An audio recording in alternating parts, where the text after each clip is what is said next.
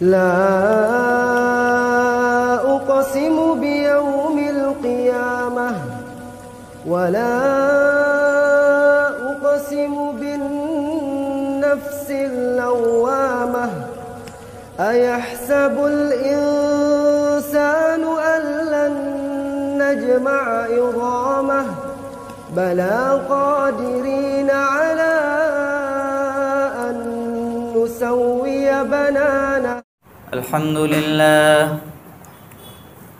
الحمد لله نحمده ونستعينه ونستغفره ونؤمن به ونتوكل عليه ونعوذ بالله من شرور أنفسنا ومن سيئات أعمالنا من يهده الله فلا مضل له ومن يضلله فلا هادي له ونشهد أن لا إله إلا الله وحده لا شريك له ونشهد أن سيدنا وسندنا ونبينا ومولانا محمدا عبده ورسوله أما بعد فأعوذ بالله من الشيطان الرجيم بسم الله الرحمن الرحيم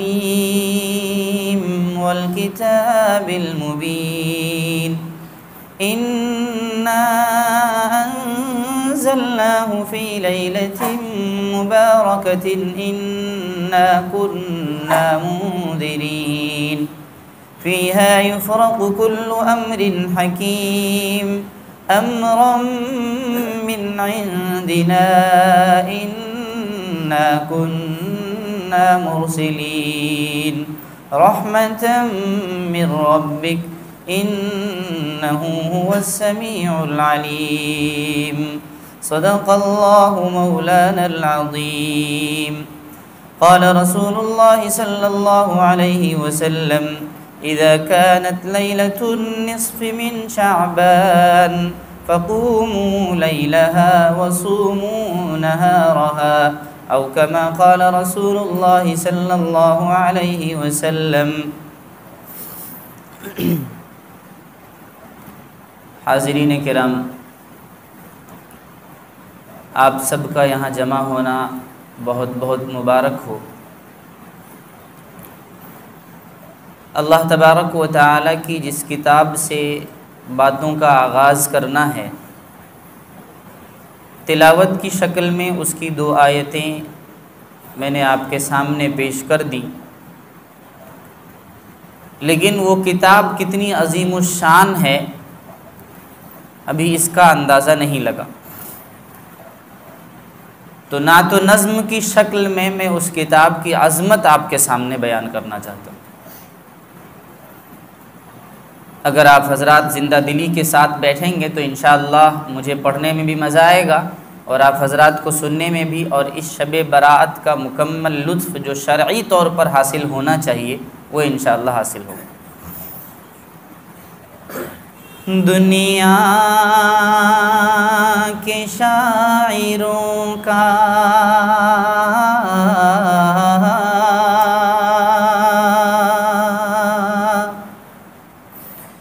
دنیا کے شاعروں کا دیوان پڑھ کے دیکھو، دنیا کے شاعروں کا دیوان پڑھ کے دیکھو، پھر اس کے بعد رب کا قرآن پڑھ کے دیکھو۔ ایک بار کہیں سبحان اللہ۔ حافظ ہے صاحب، آپ خاموش رہیں گے تو پھر مجلس خاموش رہے گی انشاءاللہ، تو انجن جو ہے بالکل خاموش نہ پڑے۔ تو دنیا کے شاعروں کا دیوان پڑھ کے دیکھو، پھر اس کے بعد رب کا قرآن پڑھ کے دیکھو. آخری شعر میں آپ حضرات کی توجہ چاہوں گا اور سبحان اللہ کی آواز سب کی آنی چاہیے انشاءاللہ.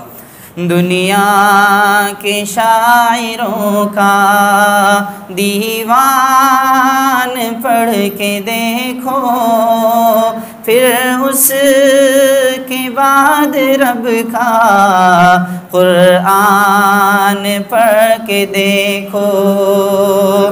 آنکھیں بھی ہوں گی روشن, آنکھیں بھی ہوں گی روشن, دل بھی بنے گا گلشن. آنکھیں بھی ہوں گی روشن, دل بھی بنے گا گلشن. تم صرف ایک سورہ رحمان پڑھ کے دیکھو, تم صرف ایک سورہ رحمان پڑھ کے دیکھو. دنیا کے شاعروں کا دیوان پڑھ کے دیکھو. یہ نیند بھگانے کی گولی ہے, کبھی کبھی دیتی رہنی پڑتی ہے تاکہ ہماری بھی نیند ختم ہو جائے اور آپ کے بھی انشاءاللہ. بیچ بیچ میں ہوتا رہے گا. اللہ تبارک و تعالی نے قرآن کریم کی ایک آیت نازل فرمائی تو اللہ تعالیٰ نے فرمایا کہ اس قرآن کو ہم آپ کے درمیان کیوں بھیج رہے ہیں. تو فرمایا وَنُنَزِّلُ مِنَ الْقُرْآنِ مَا هُوَ شِفَاءٌ وَرَحْمَةٌ لِّلْمُؤْمِنِينَ, کہ یہ قرآن کریم ہم امت مسلمہ کے درمیان اس لیے بھیج رہے ہیں تاکہ جب بھی امت مسلمہ کے کسی بھی فرد کو مرض کے اعتبار سے کمی کا احساس ہونے لگے, وہ مرض دینی ہو, دنیاوی ہو, بیماری کی شکل میں ہو, تو قرآن کہتا ہے وَنُنَزِّلُ مِنَ الْقُرْآنِ مَا هُوَ شِفَاءٌ, کہ قرآن کریم کو امت مسلمہ کے لیے ہم نے دینی اعتبار سے بھی اور دنیاوی اعتبار سے بھی شفا بنا کر بھیجا ہے. اور یہیں پر بس نہیں کیا, اللہ تعالیٰ نے اگلی صفت بیان فرمائی وَرَحْمَةٌ, کہ یہ قرآن امت مسلمہ کے لیے رحمت بھی ہے. اور آگے تمام تر کائنات کے لوگوں کو علیحدہ کر کے خاص کر دیا للمؤمنین, کہ یہ شفا ہے اور رحمت ہے تو عام لوگوں کے لیے نہیں بلکہ ایمان والوں کے لیے یہ قرآن شفا بھی بن کر آیا اور رحمت بھی بن کر آیا ہے. دو صفت اللہ تبارک و تعالیٰ کی اس کتاب کی یاد رکھیں. اب اللہ تبارک و تعالیٰ نے اس قرآن کریم کو شفا اور رحمت بنانے کے بعد بیان فرمایا کہ یہ زندگی کے تمام تر شکلوں میں تمہیں جب کسی طرح کی رہنمائی حاصل کرنی ہو تو اس قرآن کو سب سے پہلے سینے سے لگانا.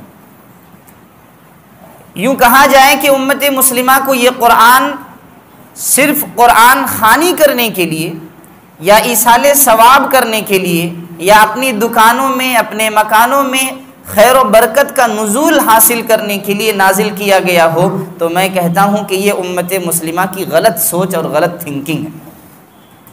کیوں؟ اس لیے کہ قرآن کریم کو اگر صرف ایصال ثواب کے لیے پڑھا جائے تو آپ کو ثواب تو مل جائے گا لیکن قرآن سمجھ میں نہیں آئے گا. اگر قرآن کریم کو صرف اپنے مکانوں میں اور اپنی دکانوں میں برکت کے لیے پڑھا جائے تو برکت تو حاصل ہو جائے گی لیکن قرآن سمجھ میں نہیں آئے گا. یہی وجہ ہے کہ 1450 سال گزر جانے کے بعد آج تک امت مسلمہ کو قرآن سمجھ میں نہیں آیا.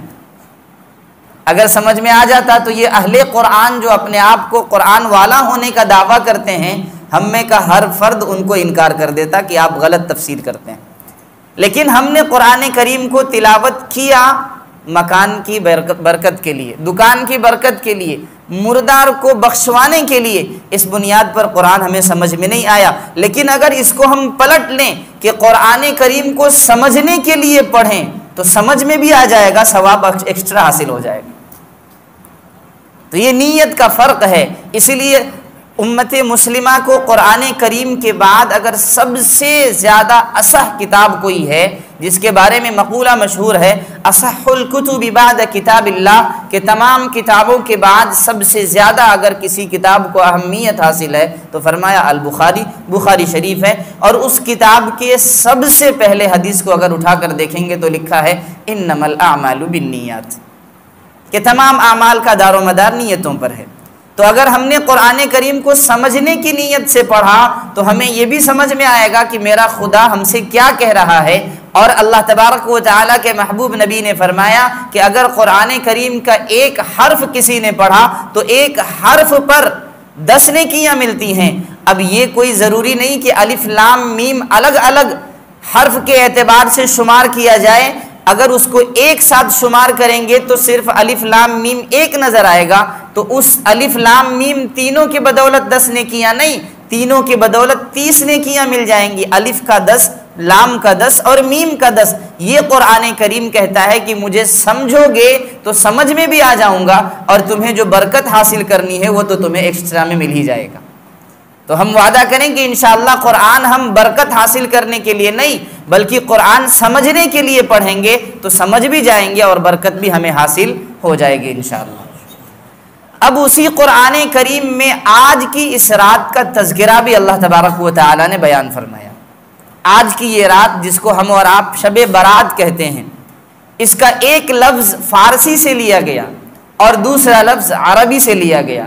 شب یہ فارسی کا لفظ ہے جس کے معنی آتے ہیں رات کے، نائٹ، لیلتن جس کو عربی میں کہا جاتا ہے، اور دوسرا لفظ جو ہے وہ عربی کا لفظ ہے براءت، جس کے معنی آتے ہیں چھٹکارا حاصل کرنے کا، آزادی حاصل کرنے کے۔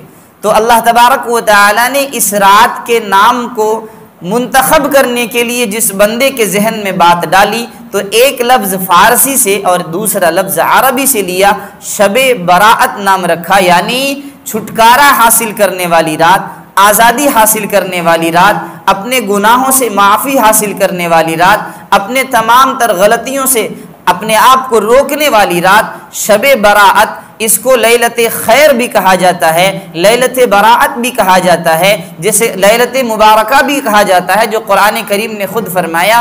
اس طرح کے ناموں سے اس رات کو پکارا جاتا ہے۔ تو اب سوال یہ پیدا ہوتا ہے کہ ایک رات کے کئی نام کیوں منتخب کیے گئے؟ تو ہم اصول فقہ کی ایک کتاب ہے جو مسائل و مسائل ہم اور آپ معلوم کرتے ہیں نا، تو اس کے کچھ اصول و ضوابط ہیں، اس کو افتاء میں پڑھایا جاتا ہے جس کا نام ہے الاشباح والنظائر۔ اس کتاب میں لکھا ہوا ہے کہ کثرت الاسامی تدل علی المسمى، کہ کسی چیز کا اگر کئی نام رکھا جائے تو اس کا مطلب یہ ہے کہ جس چیز کا نام بہت سارا رکھا جا رہا ہے اس چیز کی اہمیت اللہ تعالیٰ کے یہاں بہت زیادہ ہے۔ اسی لیے اس رات کو لیلت مبارکہ بھی کہا گیا، اس رات کو شب براءت بھی کہا جاتا ہے، لیلت خیر بھی کہا جاتا ہے، مختلف ناموں سے پکارا جاتا ہے۔ تو مختلف نام کا ہونا ہی اس رات کے بڑی رات ہونے کی سب سے بڑی دلیل ہے، جو الاشباح والنظائر کے اندر خود عربی شکل میں موجود ہے، کثرت الاسامی تدل علی المسمى، کہ کسی چیز کا کئی نام رکھ دیا جائے تو اس بات کی دلیل ہے یہ کہ جس چیز کے کئی نام ہوں گے وہ نام جس چیز کا رکھا گیا وہ اللہ تعالیٰ کے نزدیک سب سے عظیم نام ہوگا۔ تو یہ رات سب سے بڑی رات ہے۔ اللہ تبارک و تعالیٰ کے محبوب نبی صلی اللہ علیہ وسلم نے فرمایا کہ پہلی امتوں میں سے کسی بھی امت کو اس قسم کی رات نہیں عطا کی گئی۔ اس امت کو 3 راتیں ایسی عطا کی گئی ہیں کہ سال بھر کے کیے گئے گناہ اس امت کے معاف کر دیے جائیں۔ ایک رات لیلت مبارکہ شب براءت، دوسری رات لیلت القدر خیر من الف شہر جو 27ویں شب ہوتی ہے رمضان المبارک میں، اور تیسری رات چاند کی رات ہوتی ہے جس رات کے گزر جانے کے بعد صبح میں ہم عید الفطر کی نماز ادا کرتے ہیں۔ یہ 3 راتیں امت مسلمہ کو اللہ تبارک و تعالی نے اس بنیاد پر عطا کی تھی۔ ایک مرتبہ اللہ کے رسول صلی اللہ علیہ وسلم یوں ہی تمام صحابہ کرام کے درمیان بیٹھ کر اپنی باتیں پیش کر رہے تھے تو چار بنی اسرائیل کے بڑے علماء کا، جنہوں نے اپنی زندگی کے کئی سو سال گزار دیے تھے صرف اور صرف اللہ تبارک و تعالیٰ کی راہ میں جہاد کرنے میں۔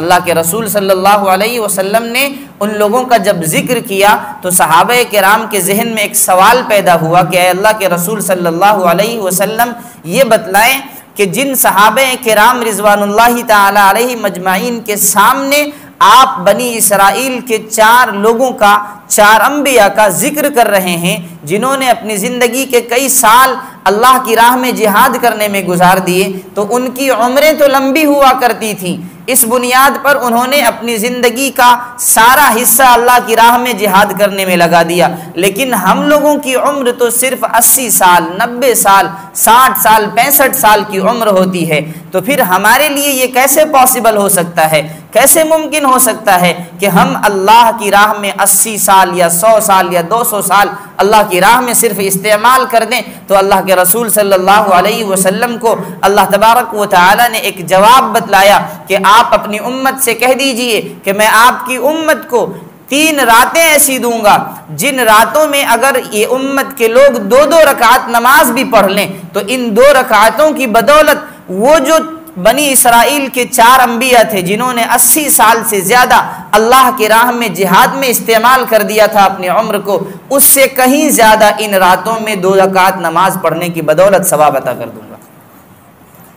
یعنی یوں کہیے کہ اللہ کے رسول صلی اللہ علیہ وسلم نے ان مبارک راتوں کے برکت والی رات ہونے کی طرف اشارہ فرمایا کہ اگر تمہارے پاس گناہوں کے انبار ہوں تو لے کر آ جاؤ اللہ کے دربار میں، اور ان راتوں میں آ کر اللہ تبارک و تعالیٰ کے سامنے سجدہ ریز ہو کر آنسو کا ایک قطرہ بہا دو تو اللہ تبارک و تعالیٰ تمہارے لیے معافی کا اعلان فرما دیں گے۔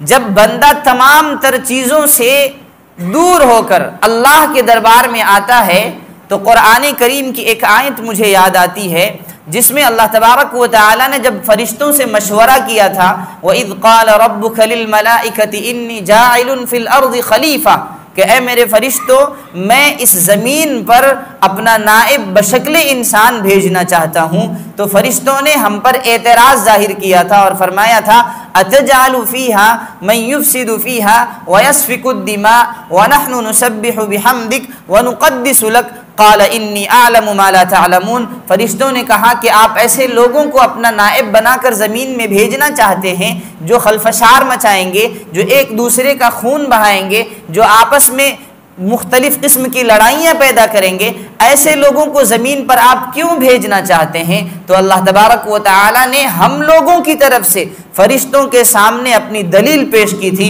اور کہا تھا انی اعلم ما لا تعلمون کہ جو کچھ میں جانتا ہوں وہ تم نہیں جانتے۔ جب بندہ اس طرح کی راتوں میں اللہ تبارک و تعالی کے سامنے اپنے گناہوں کی گٹھری لے کر آتا ہے، اپنے گناہوں کا پوٹلا لے کر آتا ہے اور اللہ تبارک و تعالی کے سامنے توبہ کرتا ہے تو اللہ تبارک و تعالی فرشتوں پر رشک کرتے ہیں کہ تم نے کہا تھا کہ یہ فساد مچائیں گے، دیکھ آ کر کے میرے دربار میں اپنے آنسو کے قطرے بہا رہا ہے، آ کر کے اپنے گناہوں کے بارے میں توبہ کی اور معافی طلب کر رہا ہے، اپنے گناہوں سے بیزاری کا اظہار کر رہا ہے اور اللہ تبارک و تعالی کے سامنے سجدہ ریز ہو کر آنسو کے قطرے بہا رہا ہے۔ فرشتوں کے سامنے اللہ تبارک و تعالی ہمارے لیے رشک کرتے ہیں۔ انی اعلم ما لا تعلمون کا مظاہرہ اللہ تبارک و تعالی فرشتوں کے سامنے پیش کرتے ہیں۔ اب سوال یہ پیدا ہوتا ہے کہ کیا ہم اور آپ اگر زندگی کے مختلف ایام کو گناہوں میں گزار دیں تو کیا ان راتوں میں ہماری مغفرت نہیں ہوگی؟ تو قرآن کریم کی ایک دوسری آیت کو یاد کریں، یا ایھا الانسان ما غرک بربک الکریم، یا ایھا الانسان ما غرک بربک الکریم الذی خلقک فسواک فعدلک۔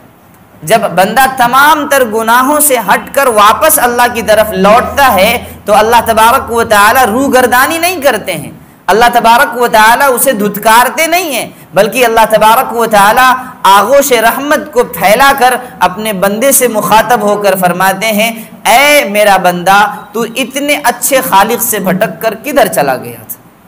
یا ایھا الانسان ما غرک بربک الکریم، کس چیز نے تمہیں اس کریم رب سے دور کر دیا تھا؟ الذی خلقک، جس نے تمہیں پیدا کیا ہے، فسواک فعدلک، اور جس نے تمہارے باڈی کے ہر عضو کو خوبصورت اور بہترین بنایا ہے، اس کریم رب کو چھوڑ کر تو کہاں چلا گیا تھا؟ اللہ تبارک و تعالی آغوش رحمت کو پھیلا دیتے ہیں، تب پھر اللہ کے رسول صلی اللہ علیہ وسلم کی وہ حدیث یاد آتی ہے کہ اللہ کے رسول صلی اللہ علیہ وسلم نے فرمایا کہ جب کوئی گناہگار بندہ اللہ کی طرف ایک بالشت چل کر آتا ہے تو اللہ تبارک و تعالی اس کی طرف ایک ہاتھ چل کر آتے ہیں، جب کوئی گناہگار بندہ اللہ کی طرف ایک ہاتھ چل کر آتا ہے تو اللہ تبارک و تعالی اس کی طرف دو ہاتھ چل کر آتے ہیں، اور جب کوئی بندہ دوڑ کر، جب کوئی بندہ پیدل چل کر اللہ کی طرف آتا ہے تو اللہ تبارک و تعالی اس کی طرف دوڑ کر آتے ہیں۔ یہ اللہ تبارک و تعالی اپنے بندوں سے محبت کا اظہار فرماتے ہیں، لیکن اس کے باوجود جب کوئی بندہ اللہ کے دربار سے بھٹک جاتا ہے اور یہاں سے دور ہو جاتا ہے، اللہ کے در سے بیزار ہو جاتا ہے، تو پھر اللہ تبارک و تعالی کے سامنے جب فرشتے اپنی وہ رائے پیش کرتے ہیں کہ ہم نے کہا تھا اتجعل فیہا من یفسد فیہا ویسفک الدماء، تو اللہ تبارک و تعالی کو پھر ہم پر رشک نہیں آتا، بلکہ اللہ تبارک و تعالی کی قہاریت، اللہ تبارک و تعالی کے جبار ہونے کی جباریت سامنے آتی ہے، اور پھر اللہ کو غصہ آتا ہے، ناراضگی کا اظہار ہوتا ہے۔ یہ اللہ تبارک و تعالی نے امت محمدیہ کو تفصیلی طور پر قرآن کریم کے ذریعے سے سمجھایا کہ یہ قرآن تمہارے لیے شفا ہے، یہ قرآن تمہارے لیے رحمت ہے، یہ قرآن تمہارے لیے ہدایت ہے، یہ قرآن تمہارے لیے جینے کا ذریعہ اور سبب ہے، اس لیے اس قرآن کو چھوڑ کر کہیں مت جاؤ، اس قرآن سے جڑ کر اللہ تبارک و تعالی کا قریبی بندہ بن کر رہو۔ یہ اللہ تبارک و تعالی کا پیغام ہے۔ یہ وہ رات ہے جس رات میں اللہ تبارک و تعالی نے فرمایا حامیم والکتاب المبین انا انزلناه فی لیلۃ مبارکۃ انا کنا منذرین۔ اللہ تبارک و تعالی نے فرمایا کہ میں نے قرآن کریم کو اس رات میں نازل فرمایا۔ اب سوال یہ پیدا ہوتا ہے کہ قرآن ایک ہے اور 3 آیتیں ایسی ہیں جو اعلان کرتی ہیں کہ قرآن کریم اس میں نازل ہوئی۔ انا انزلناہ فی لیلۃ مبارکہ، اس رات میں نازل ہوئی یعنی لیلۃ مبارکہ میں۔ دوسری آیت کہتی ہے سورۃ القدر میں انا انزلناہ فی لیلۃ القدر، کہ ہم نے قرآن کریم کو نازل کیا لیلۃ القدر میں۔ اب اعتراض ظاہر ہوتا ہے کہ قرآن ایک اور نزول کا دعویٰ 2 راتیں کر رہی ہیں۔ شب برات کہہ رہی ہے کہ قرآن کریم اس رات میں نازل ہوئی، اور وہ رات لیلۃ القدر وہ کہہ رہی ہے کہ میرے اندر قرآن کریم نازل ہوئی۔ اور پھر اگر اللہ کے رسول کی حدیث کو دیکھا جائے تو ایک اور جھگڑا پیدا ہوتا ہے۔ قرآن کریم کے بارے میں اللہ تبارک و تعالیٰ کے محبوب نبی نے بیان فرمایا کہ 23 سال میں قرآن کریم نازل ہوا۔ تو یہ 3 چیزیں ایک ساتھ جمع ہو گئیں۔ اب ہمارے درمیان اختلاف ہو جاتا ہے کہ قرآن کریم شب برات میں نازل ہوئی، یا قرآن کریم لیلۃ القدر میں نازل ہوا، یا قرآن کریم 23 سال میں نازل ہوا۔ تو اس کا آسان سا سلیوشن علماء کرام نے بیان فرمایا کہ قرآن کریم سب سے پہلے کس کے پاس تھا؟ اللہ تبارک و تعالیٰ کے پاس۔ تو قرآن کریم کو بیک وقت اللہ تبارک و تعالیٰ نے اپنے پاس سے لوح محفوظ میں لا کر شب برات میں رکھ دیا، اور پھر لوح محفوظ سے آسمان دنیا پر قرآن کریم کا نزول ہوا تو لیلۃ القدر میں ہوا، اور پھر لیلۃ القدر میں نزول کے بعد 23 برس میں جب جیسی ضرورت پیش آئی جبرائیل علیہ السلام تھوڑا تھوڑا وہاں سے 23 سال میں لے کر اللہ تبارک و تعالیٰ کے محبوب نبی صلی اللہ علیہ وسلم کو دیتے رہے۔ آسان سا طریقہ، کوئی جھگڑا نہیں، کوئی اختلاف نہیں۔ لیلۃ القدر میں قرآن کریم لوح محفوظ سے آسمان دنیا پر آیا، اور اس رات میں قرآن کریم اللہ کے پاس سے لوح محفوظ میں آیا، اور پھر 23 سال میں تھوڑا تھوڑا ضرورت کے اعتبار سے آسمان دنیا سے اللہ کے رسول صلی اللہ علیہ وسلم کے پاس آتا رہا۔ یہ جھگڑا ختم۔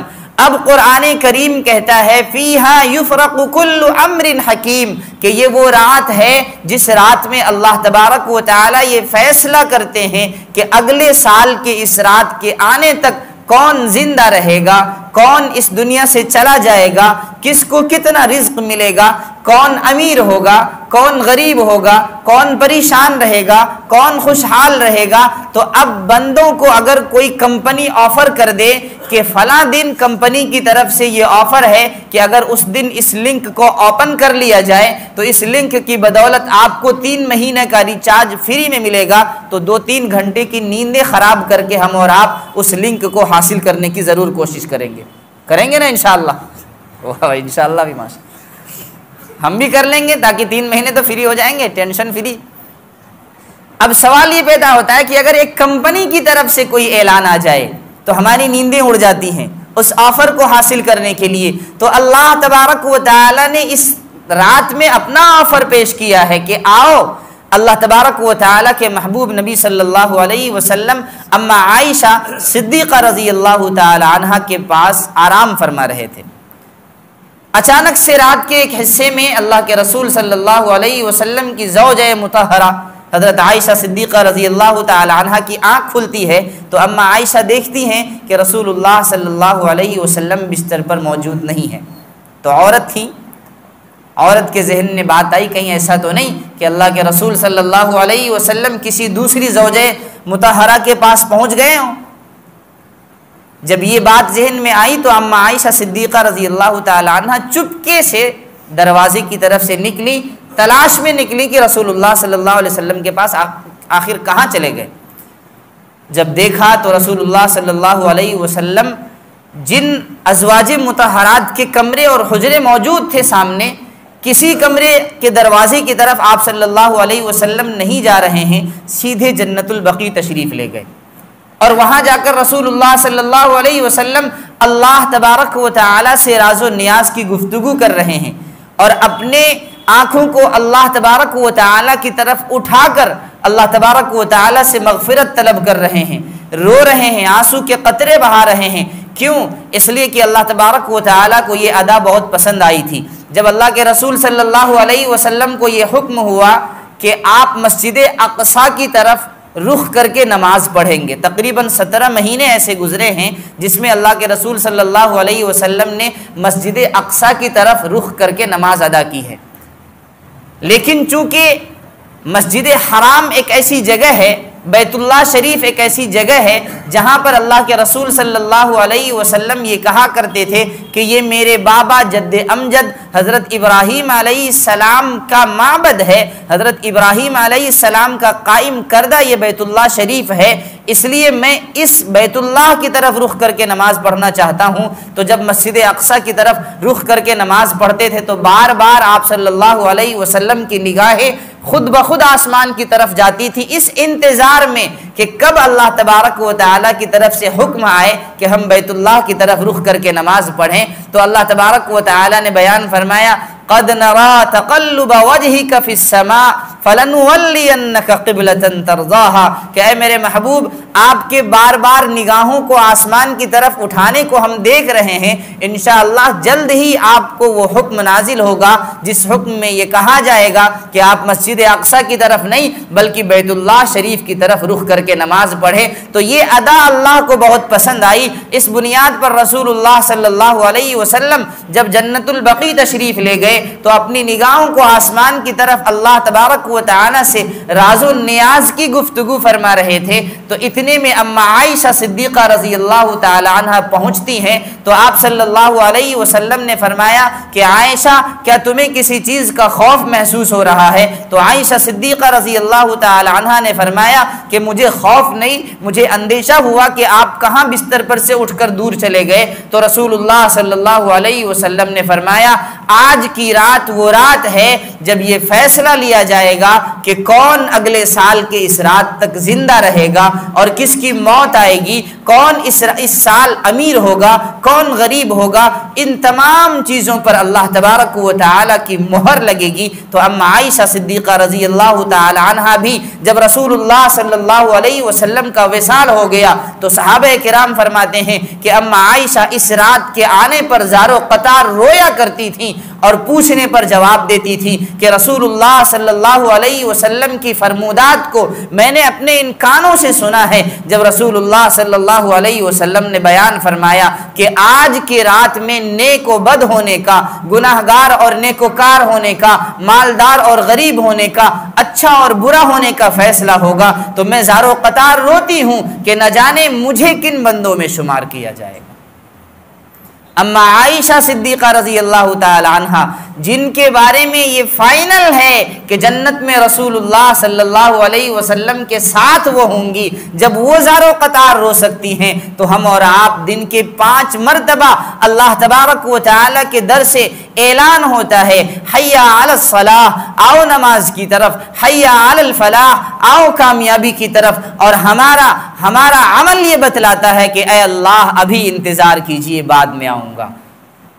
ہمارا عمل یہ بتلاتا ہے کہ اللہ تبارک و تعالیٰ کی طرف سے پکار آتی ہے اور ہم گردنیں پھیر کر دوسری طرف چلے جاتے ہیں۔ اللہ کہتا ہے مسجد کی طرف آؤ، ہم مارکیٹ کی طرف جاتے ہیں۔ اللہ کہتا ہے نماز کی طرف آؤ، ہم گانے سننے کی طرف جاتے ہیں۔ اللہ تبارک و تعالیٰ فرماتے ہیں آؤ میں مغفرت کروں گا، تو ہم کہتے ہیں اللہ مغفرت رہنے دو، پہلے دولت حاصل کرنے دو۔ اللہ تبارک و تعالیٰ فرماتے ہیں آؤ میں نیکی تمہارے زندگی میں حاصل کرا دوں گا، تو ہم کہتے ہیں اللہ کچھ دن ہمیں بدکاری کر لینے دیجئے پھر نیکی کی طرف آؤں۔ ہمارا یہ عمل بتلاتا ہے کہ ہم اور آپ اللہ تبارک و تعالیٰ کے اعلان کو قبول نہیں کرنا چاہتے ہیں۔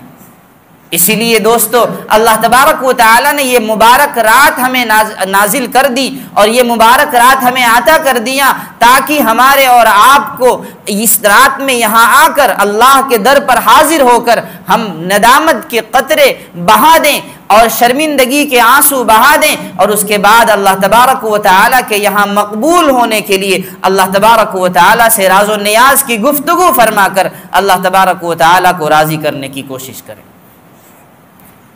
اب سوال یہ پیدا ہوتا ہے کہ کیا اس رات کو جاگنا ضروری ہے؟ کیا اس رات کو عبادت کرنا فرض ہے؟ کیا اس رات کو مسجد میں آ کر عبادت کرنا واجب ہے؟ اب یہ مسئلے کی گفتگو شروع ہو گئی۔ اللہ تبارک و تعالیٰ نے اس رات کی برکت کو ہمارے سامنے عام کر دیا اور رسول اللہ صلی اللہ علیہ وسلم نے بھی عام کر دیا۔ بس یہی 2-3 احادیث ہیں جن سے پتہ چلتا ہے کہ ماہ شعبان کی یہ 15ویں شب ہمارے لیے بہت ہی زیادہ اہم ہے۔ ایک اور حدیث میں اللہ کے رسول نے فرمایا اذا كانت ليلة النصف من شعبان فقوموا لیلہا وصوموا نہارہا، کہ جب شعبان کی 15ویں رات آ جائے تمہارے درمیان تو رات میں عبادت کرو، رات میں قیام کرو، رات میں نفلی عبادتیں کرو اور اس کے دن میں روزے رکھنا شروع کر دو۔ اس حدیث سے بھی اس رات میں عبادت کرنا ہمیں سمجھ میں آتا ہے، لیکن سوال واجب، مستحب اور فرض ہونے کا ہوتا ہے، سنت ہونے کا ہوتا ہے کہ کیا اس رات میں جاگنا فرض ہے، کیا اس رات میں جاگ کر عبادت کرنا واجب ہے؟ تو مسئلہ سن لیں کہ اللہ کے رسول صلی اللہ علیہ وسلم کی اس حدیث سے یا رسول اللہ صلی اللہ علیہ وسلم پر نازل کردہ قرآن کریم کی اس آیت سے یہ بات تو مکمل طور پر عیاں اور ظاہر ہے، صاف ہے کہ یہ رات بہت برکت والی رات ہے۔ لیکن اگر کوئی یہ عقیدہ بنا لیتا ہے کہ اس رات میں جاگنا اور عبادت کرنا فرض ہے کیونکہ قرآن میں اس کا حکم بیان ہوا، اس رات میں جاگنا فرض ہے کیونکہ حدیث میں اس رات کا ذکر آیا، تو یہ ہماری اور آپ کی غلط فہمی ہے۔ کیوں؟ اس بنیاد پر کہ کتنوں احادیث اللہ کے رسول کی مل جائے اس رات کے بارے میں، لیکن رمضان المبارک کے کسی ایک رات کی برابری بھی اس رات کو حاصل نہیں ہوگی۔ غلط کہہ رہا ہوں؟ رمضان المبارک کے ایک رات کی برابری بھی اس رات کو حاصل نہیں ہو سکتی، کیونکہ اللہ تبارک و تعالیٰ نے خود فرمایا کہ رمضان المبارک کا ایک روزہ یا اس کا 1 گھنٹہ ایسا ہے کہ اگر انسان اس کو گزار دیا بے فکری میں، لاپرواہی میں، اور اس کے بعد اس کی قضا زندگی بھر کرتا رہے تو کبھی پورا نہیں ہو سکتا۔ تو رمضان المبارک کے ایک روزے یا ایک رات کی عبادت کی برابری اس رات کے بارے میں ہزاروں احادیث بھی اگر آ جائیں گی تو بھی برابری نہیں ہو سکتی ہے۔ اس سے تو صاف سمجھ میں آ گیا کہ اس رات میں جاگنا، رمضان المبارک کی ہر رات میں جاگنا جس طرح سے ضروری نہیں، تو اس رات میں بھی جاگنا ضروری نہیں ہے۔ یعنی مراد یہ ہے کہ فرض نہیں ہے۔ فرض کا مطلب یہ ہوتا ہے کہ اللہ تبارک و تعالیٰ کا وہ حکم جس کا کرنا امت مسلمہ کے ہر فرد پر انفرادی طور پر لازم ہو، جیسے نماز، جیسے رمضان کا روزہ۔ اگر باپ بیٹے کی طرف سے روزہ رکھ لے تو ادا ہوگا؟ نہیں ہوگا۔ باپ بیٹے کی طرف سے نماز ادا کر لے ادا ہو جائے گا؟ نہیں ہوگا۔ ورنہ حافظ ایاز صاحب کہاں گئے؟ وہ تو سب کی طرف سے قضا کر لیں گے انشاءاللہ۔ کیا باپ کا دل ایسا ہوتا ہے کہ اگر پتہ چل جائے کہ میرا بیٹا جہنم میں جائے گا تو کیا باپ چاہے گا کہ میرا بیٹا جہنم میں جائے؟ زندگی بھر اگر اس کو جہنم سے بچانے کے لیے عبادت میں رہنا پڑ جائے، ایک سجدے میں رہنا پڑ جائے، تو باپ اس بات کو بھی گوارا کر لے گا۔ باپ کا دل وہ دل ہوتا ہے۔ تو میں کہہ رہا تھا کہ اس رات کی اہمیت بہت ہے، لیکن اس رات کو جاگنا فرض نہیں ہے۔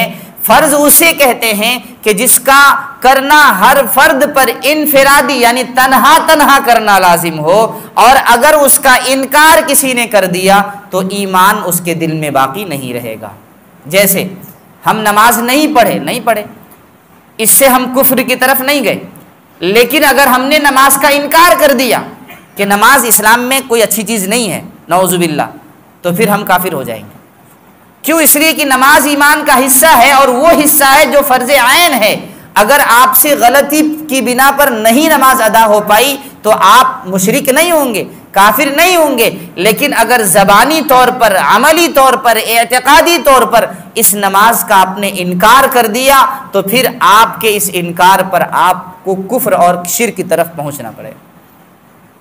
تو اس طرح کا حکم اس رات کا نہیں ہے کہ اگر اس رات میں جاگنے کے بارے میں حکم آیا فقوموا لیلہا کہ اس رات میں آپ قیام کیجئے، جاگے، عبادت کیجئے، اللہ کے رسول نے فرمایا، تو یہ حکم اس فرض حکم کی طرح نہیں ہے کہ اگر نہیں جاگیں گے تو ہم گناہگار ہو جائیں گے، نہیں جاگیں گے تو گناہگار نہیں ہوں گے، اس بنیاد پر کہ اس رات کا جاگنا فرض ہمارے اوپر نہیں ہے۔ دوسری بات کہ اس رات کے سب سے بہترین اعمال کیا ہیں؟ اگر کوئی جاگنا چاہے، نہ جاگنا چاہے تو اس کو ہم یہ نہیں کہیں گے کہ یہ بندہ اچھا مسلمان نہیں ہے یا اس کے دل میں ایمان مضبوط نہیں ہے، اس کی مرضی، جاگے نہ جاگے، اللہ کے رسول کا ایک حکم ہے اور وہ بھی مستحب حکم ہے۔ دارالعلوم دیوبند کا فتویٰ ہے باضابطہ کہ اس رات کے جاگنے کو مستحب قرار دیا ہے تمام مکتبہ فکر کے علماء نے۔ کسی بھی مکتبہ فکر کے کسی بھی عالم کا یہ فتویٰ نہیں ہے کہ اس رات میں جاگنا فرض عین ہے۔ اب سوال یہ پیدا ہوتا ہے کہ جو لوگ جاگنا چاہیں وہ کیا کریں گے؟ تو سب سے پہلی چیز اللہ کے رسول کی ایک حدیث یاد رکھیں۔ اللہ کے رسول صلی اللہ علیہ وسلم صبح فجر کی نماز پڑھنے کے لیے تشریف لائے تو دیکھا کہ ایک صحابی موجود نہیں ہے، تو سوال پیدا ہوا کہ آخر وہ کہاں چلے گئے؟ تو ان کے گھر تشریف لے گئے اور پوچھنے لگے کہ وہ صحابی کہاں ہیں؟ تو معلوم ہوا کہ رات بھر نفلیں پڑھنے میں ایسا مشغول ہوئے کہ تہجد کی نماز پڑھنے کے بعد آنکھ لگ گئی اور فجر کی نماز قضا ہو گئی۔ تو اللہ کے رسول صلی اللہ علیہ وسلم کا چہرہ سرخ ہو گیا، اور اللہ کے رسول کا چہرہ سرخ ہونا اس بات کی دلیل ہوتی تھی کہ آپ ناراض ہو گئے۔ تو اللہ کے رسول نے بیان فرمایا کہ عشاء کی نماز جماعت کے ساتھ ادا کرنا اور آرام سے جا کر اپنے بیڈ پر سو جانا، اور پھر فجر کی نماز جماعت سے پڑھ لینا رات بھر نفل نمازیں پڑھنے سے کہیں بہتر ہے۔ عشاء کی نماز حافظ ایاز صاحب کے پیچھے باضابطہ طور پر جماعت کے ساتھ پڑھنا، انفرادی نہیں، جماعت کے ساتھ پڑھنا، اور پھر بیڈ پر آرام سے اپنے بچوں کے ساتھ کچھ دیر گفتگو کر کے ہنسی مذاق کر کے سو جانا، اور فجر کی نماز پھر جماعت کے ساتھ آ کر پڑھ لینا، یہ رات بھر نفل نمازیں پڑھنے سے کہیں بہتر ہے۔ یہ حکم میں ان لوگوں کو سنا رہا ہوں جن کو جگنا ہے۔ اگر آپ کے اندر یہ وسعت ہے کہ عشاء کی نماز پڑھنے کے بعد گھر گئے، کھانا کھائے آرام سے اور کچھ دیر رہ کر گھر ہی میں یا پھر مسجد میں آ کر اللہ تبارک و تعالیٰ کے سامنے عبادت کرتے رہے، اور فجر کی نماز پڑھ کر یہاں سے جائیں گے جماعت کے ساتھ، تو جگیے، اور اگر اس طرح کی ہمت نہیں ہے تو پھر سو جائیے الارم لگا کر اور فجر کی نماز جماعت کے ساتھ آ کر پڑھ لیجئے، تاکہ اللہ کے رسول کی ناراضگی آپ کے سامنے نہیں آئے گی۔ ورنہ اگر فجر کی نماز نہیں پڑھے اور رات بھر نفل نماز پڑھتے رہے تو جس طرح اس صحابی پر اللہ کے رسول صلی اللہ علیہ وسلم ناراض ہوئے تھے، ہم پر بھی ناراض ہو جائیں گے۔ تو ایسا کیوں ہو کہ رات بھر عبادت بھی کریں اور رسول اللہ کی ناراضگی بھی خرید لی؟ اس سے بہتر ہے کہ رات بھر آرام کریں اور صبح میں آ کر فجر کی نماز ہم جماعت کے ساتھ پڑھیں، اللہ کے رسول صلی اللہ علیہ وسلم ہم سے خوش بھی ہو جائیں گے۔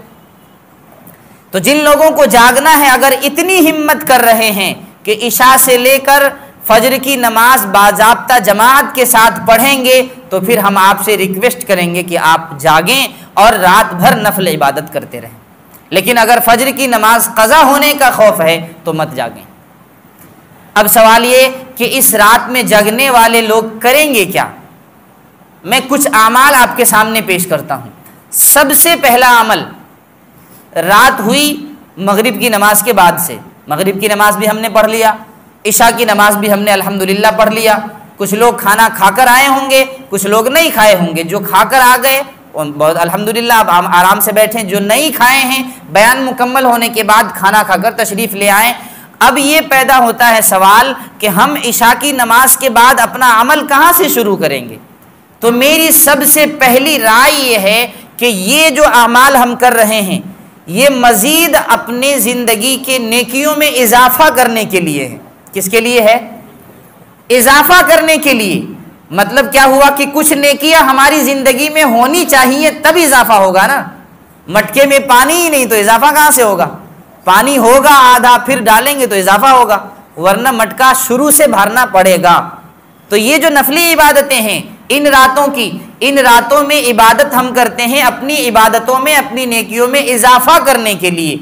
اور جو چیز اضافہ کرنے کے لیے ہوتا ہے، اللہ تبارک و تعالیٰ کے یہاں اس کا سوال بعد میں ہوگا، اس کا سوال بعد میں ہوگا۔ اور ہمارے اوپر جو نمازیں فرض تھیں اپنی زندگی میں بالغ ہونے کے بعد سے اب تک یا بڑھاپے تک، ان نمازوں کا چھوٹنا اللہ تبارک و تعالیٰ کے یہاں سوال کا ذریعہ اور سبب ہوگا۔ تو سب سے پہلا عمل ہم یہ کریں کہ جب دوبارہ یہاں آ کر نماز میں مشغول ہوں گے یا تنہائی میں اپنے گھر میں نماز پڑھنا چاہیں گے، تو سب سے پہلے قضائے عمری کرنا چاہیے۔ کیا کرنا چاہیے؟ قضائے عمری۔ طریقہ کیسے پتہ چلے گا؟ ایک آدمی آج سے 4 سال پہلے بالغ ہوا، 15 سال کی عمر میں بالغ ہوا، اب وہ لڑکا 19 سال کا ہے۔ ان 4 سالوں میں اس کی پتہ نہیں کتنی نمازیں چھوٹ گئیں۔ کوئی ایسا، ہم کو تو لگتا ہے شاید پورے سورت میں کوئی بندہ ایسا ہو جو ایسا دعویٰ کر سکے کہ میری کوئی نمازی قضا نہیں ہوئی، ایسا ممکن ہی نہیں ہے۔ تو پتہ نہیں کتنی نمازیں 4 سالوں میں اس کی قضا ہوئی ہوں گی۔ تو اب ان نمازوں کی قضا ہم کریں گے کیسے؟ نہ تاریخ یاد ہے نہ وقت یاد ہے۔ تو اس کا آسان طریقہ ہے کہ ہم اردو میں اللہ تبارک و تعالیٰ کے سامنے جب کھڑے ہو جائیں تو یہ نیت کریں، نیت کرتا ہوں میں اپنی زندگی کی سب سے پہلی فجر نماز کی جو ہم سے قضا ہوئی ہے، منہ میرا کعبہ شریف کی طرف، اللہ اکبر۔ اب جو بھی نماز جس تاریخ میں پہلے قضا ہوئی ہوگی وہ نماز کی قضا ہم ادا کر رہے ہیں۔ پھر 2 رکعت پڑھ لیا، اب دوبارہ کھڑے ہوں گے تو پھر نیت کریں گے، نیت کرتا ہوں میں 2 رکعت اس فجر نماز قضا کی جو میری دوسرے نمبر پر قضا ہوئی ہے۔ اس طرح سے کم 5 دن کی فجر کی نماز قضا کر لیں، پھر اس کے بعد ظہر میں آ جائیں کہ زندگی کی جو پہلی ظہر کی نماز قضا ہوئی ہے میں اسے ادا کر رہا ہوں، منہ میرا کعبہ شریف کی طرف، اللہ اکبر، 4 رکعت نماز ادا کر لیا آپ نے۔ پھر دوسری ظہر کی نماز، پھر تیسری، اس طرح سے ترتیب کے ساتھ باضابطہ 5 دن کی نماز آپ فجر سے لے کر عشاء تک کی قضا کر لیجئے۔ اب مجھے لگتا ہے کہ اتنی نمازیں قضا ہونے کے بعد تھوڑا تھک جائیں گے۔ کیوں؟ اس لیے کہ ایک وقت کی نماز پڑھتے ہیں تو ہم 15-20 منٹ میں تھک جاتے ہیں، اور اگر فجر کی نماز میں امام صاحب نے تھوڑا سا لمبا قرات کر دیا تو کام ہو گیا، پھر امام صاحب کو گالی بھی سننا پڑ جاتا ہے نا۔ ہاں، تو 5 دن کی قضائے عمری پہلے ہم کر لیں۔ اب اس کے بعد ایک کاپی میں اس کو نوٹ کر لیں، یا آپ کے موبائل میں نوٹس ایپ آتا ہے اس پہ آپ نوٹ کر لیں کہ ہم نے فلاں تاریخ کو اپنی زندگی کی 5 دن کی نمازیں قضا کر لی، تاکہ اس سے فائدہ کیا ہوگا کہ پھر جب اگلی کوئی رات ایسی نصیب ہوگی جس رات میں ہم پھر نفلی عبادتیں کرنے کے لیے جاگیں گے تو اب وہاں 6 دن سے ہم شروع کریں گے۔ اور اگر یاد نہیں رہا تو پھر پہلے سے شروع کریں گے تو زندگی بھر پہلے ہی نماز کی قضا ہوتی رہے گی، آگے بڑھ ہی نہیں پائیں گے۔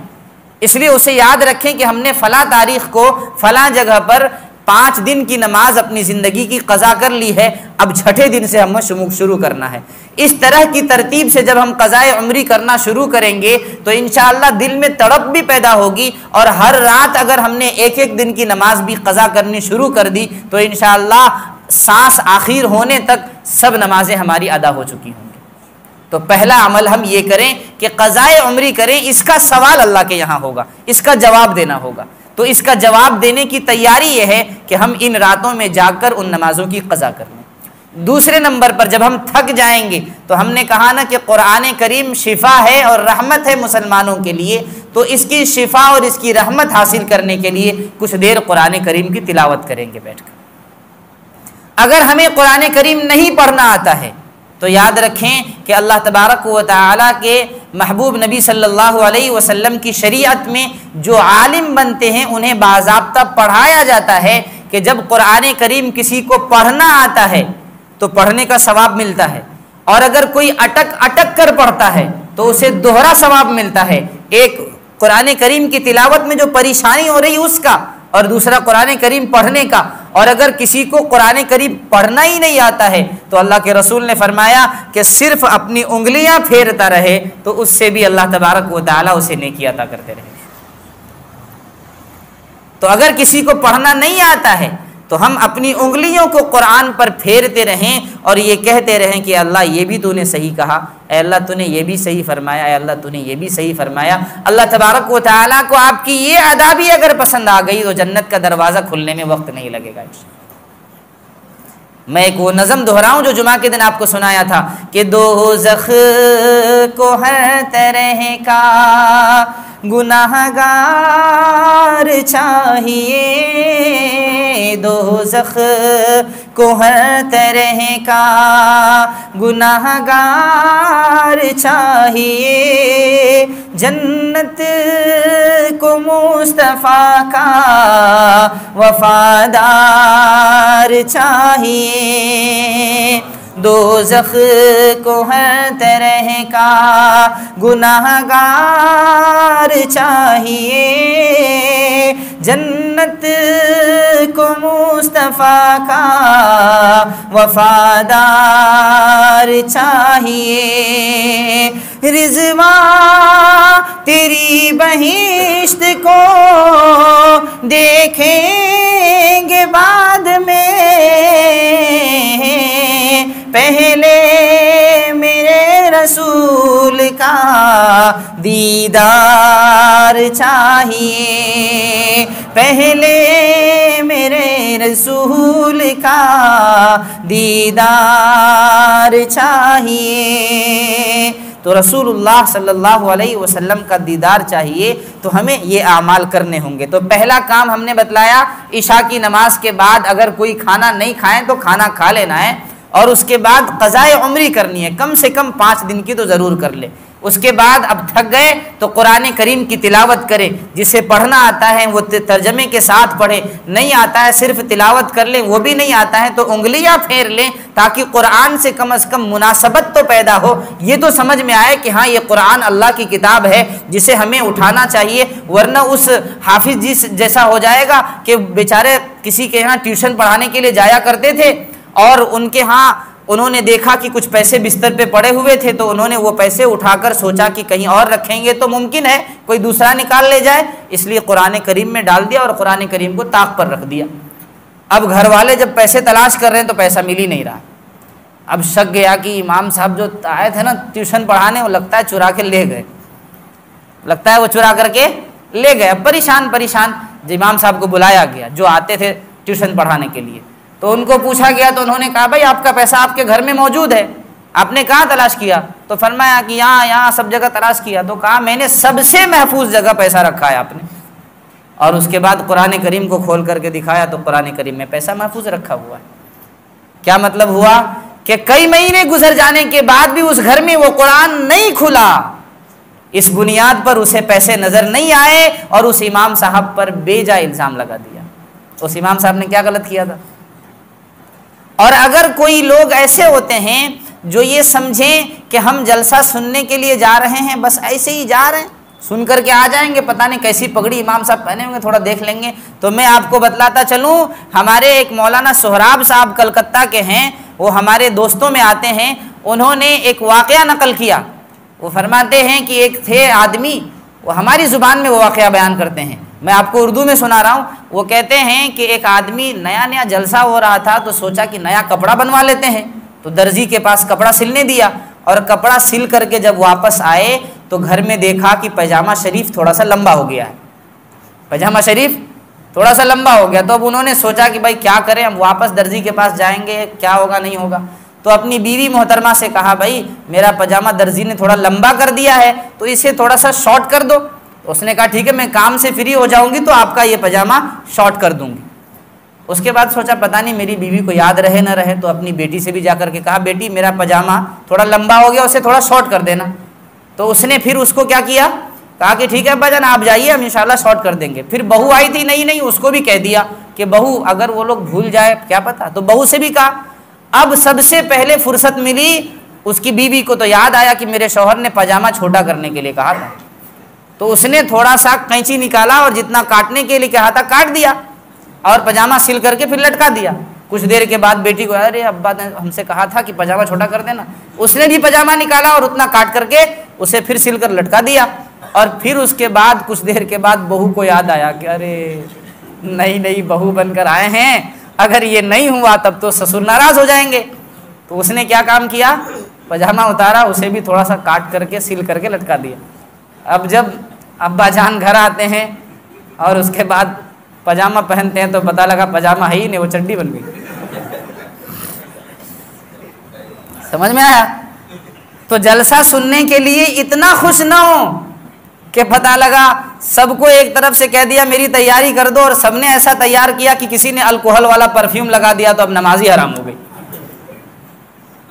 ایسا ہوتا ہے نا بھائی، ہم ٹی شرٹ پہنتے ہیں، اس کے بعد جینس پہنتے ہیں، اور اس کے بعد وائف ہیں تو وائف سے کہا تھوڑا سا پرفیوم لگا دو، اب الکوہل والا پرفیوم لگا دیا، آپ چلے آئے مسجد، اب یہاں امام صاحب نے کہا کون سا لگائے تھے بھائی، تو فلاں کمپنی کا، ارے اس میں تو الکوہل تھا، الکوہل کی وجہ سے آپ کی نماز رہ گئی، اب پھر سے وضو کرنا ہوگا، پھر سے نماز دہرانی ہوگی، آپ کا وقت بھی ضائع ہو گیا۔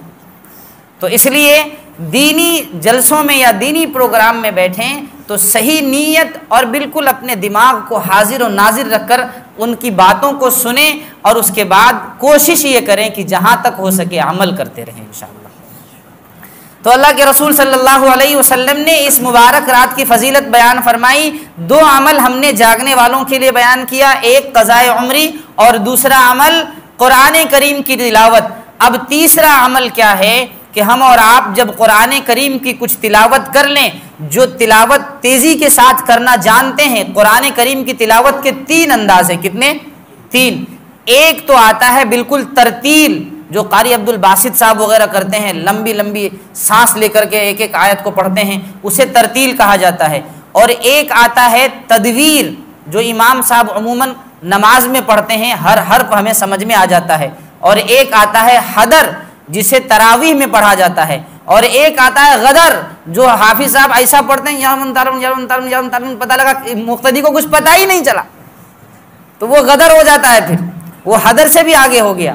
تو ہمیں غدر میں نہیں جانا، یا تو ترتیل میں رہیں گے، یا تدویر میں رہیں گے، یا حدر میں رہیں گے۔ ترتیل سے پڑھیں گے تو وقت زیادہ لگے گا، اس لیے علماء کرام فرماتے ہیں کہ قرآن کریم کو تدویر میں پڑھنے کی عادت ڈالو، تاکہ تم سمجھ سکو کہ ہم کیا پڑھ رہے ہیں، اور اگر کوئی تمہارے پیچھے سن رہا ہے تو اسے بھی سمجھ میں آئے کہ قرآن کریم کے کس حرف کو اس نے ادا کیا۔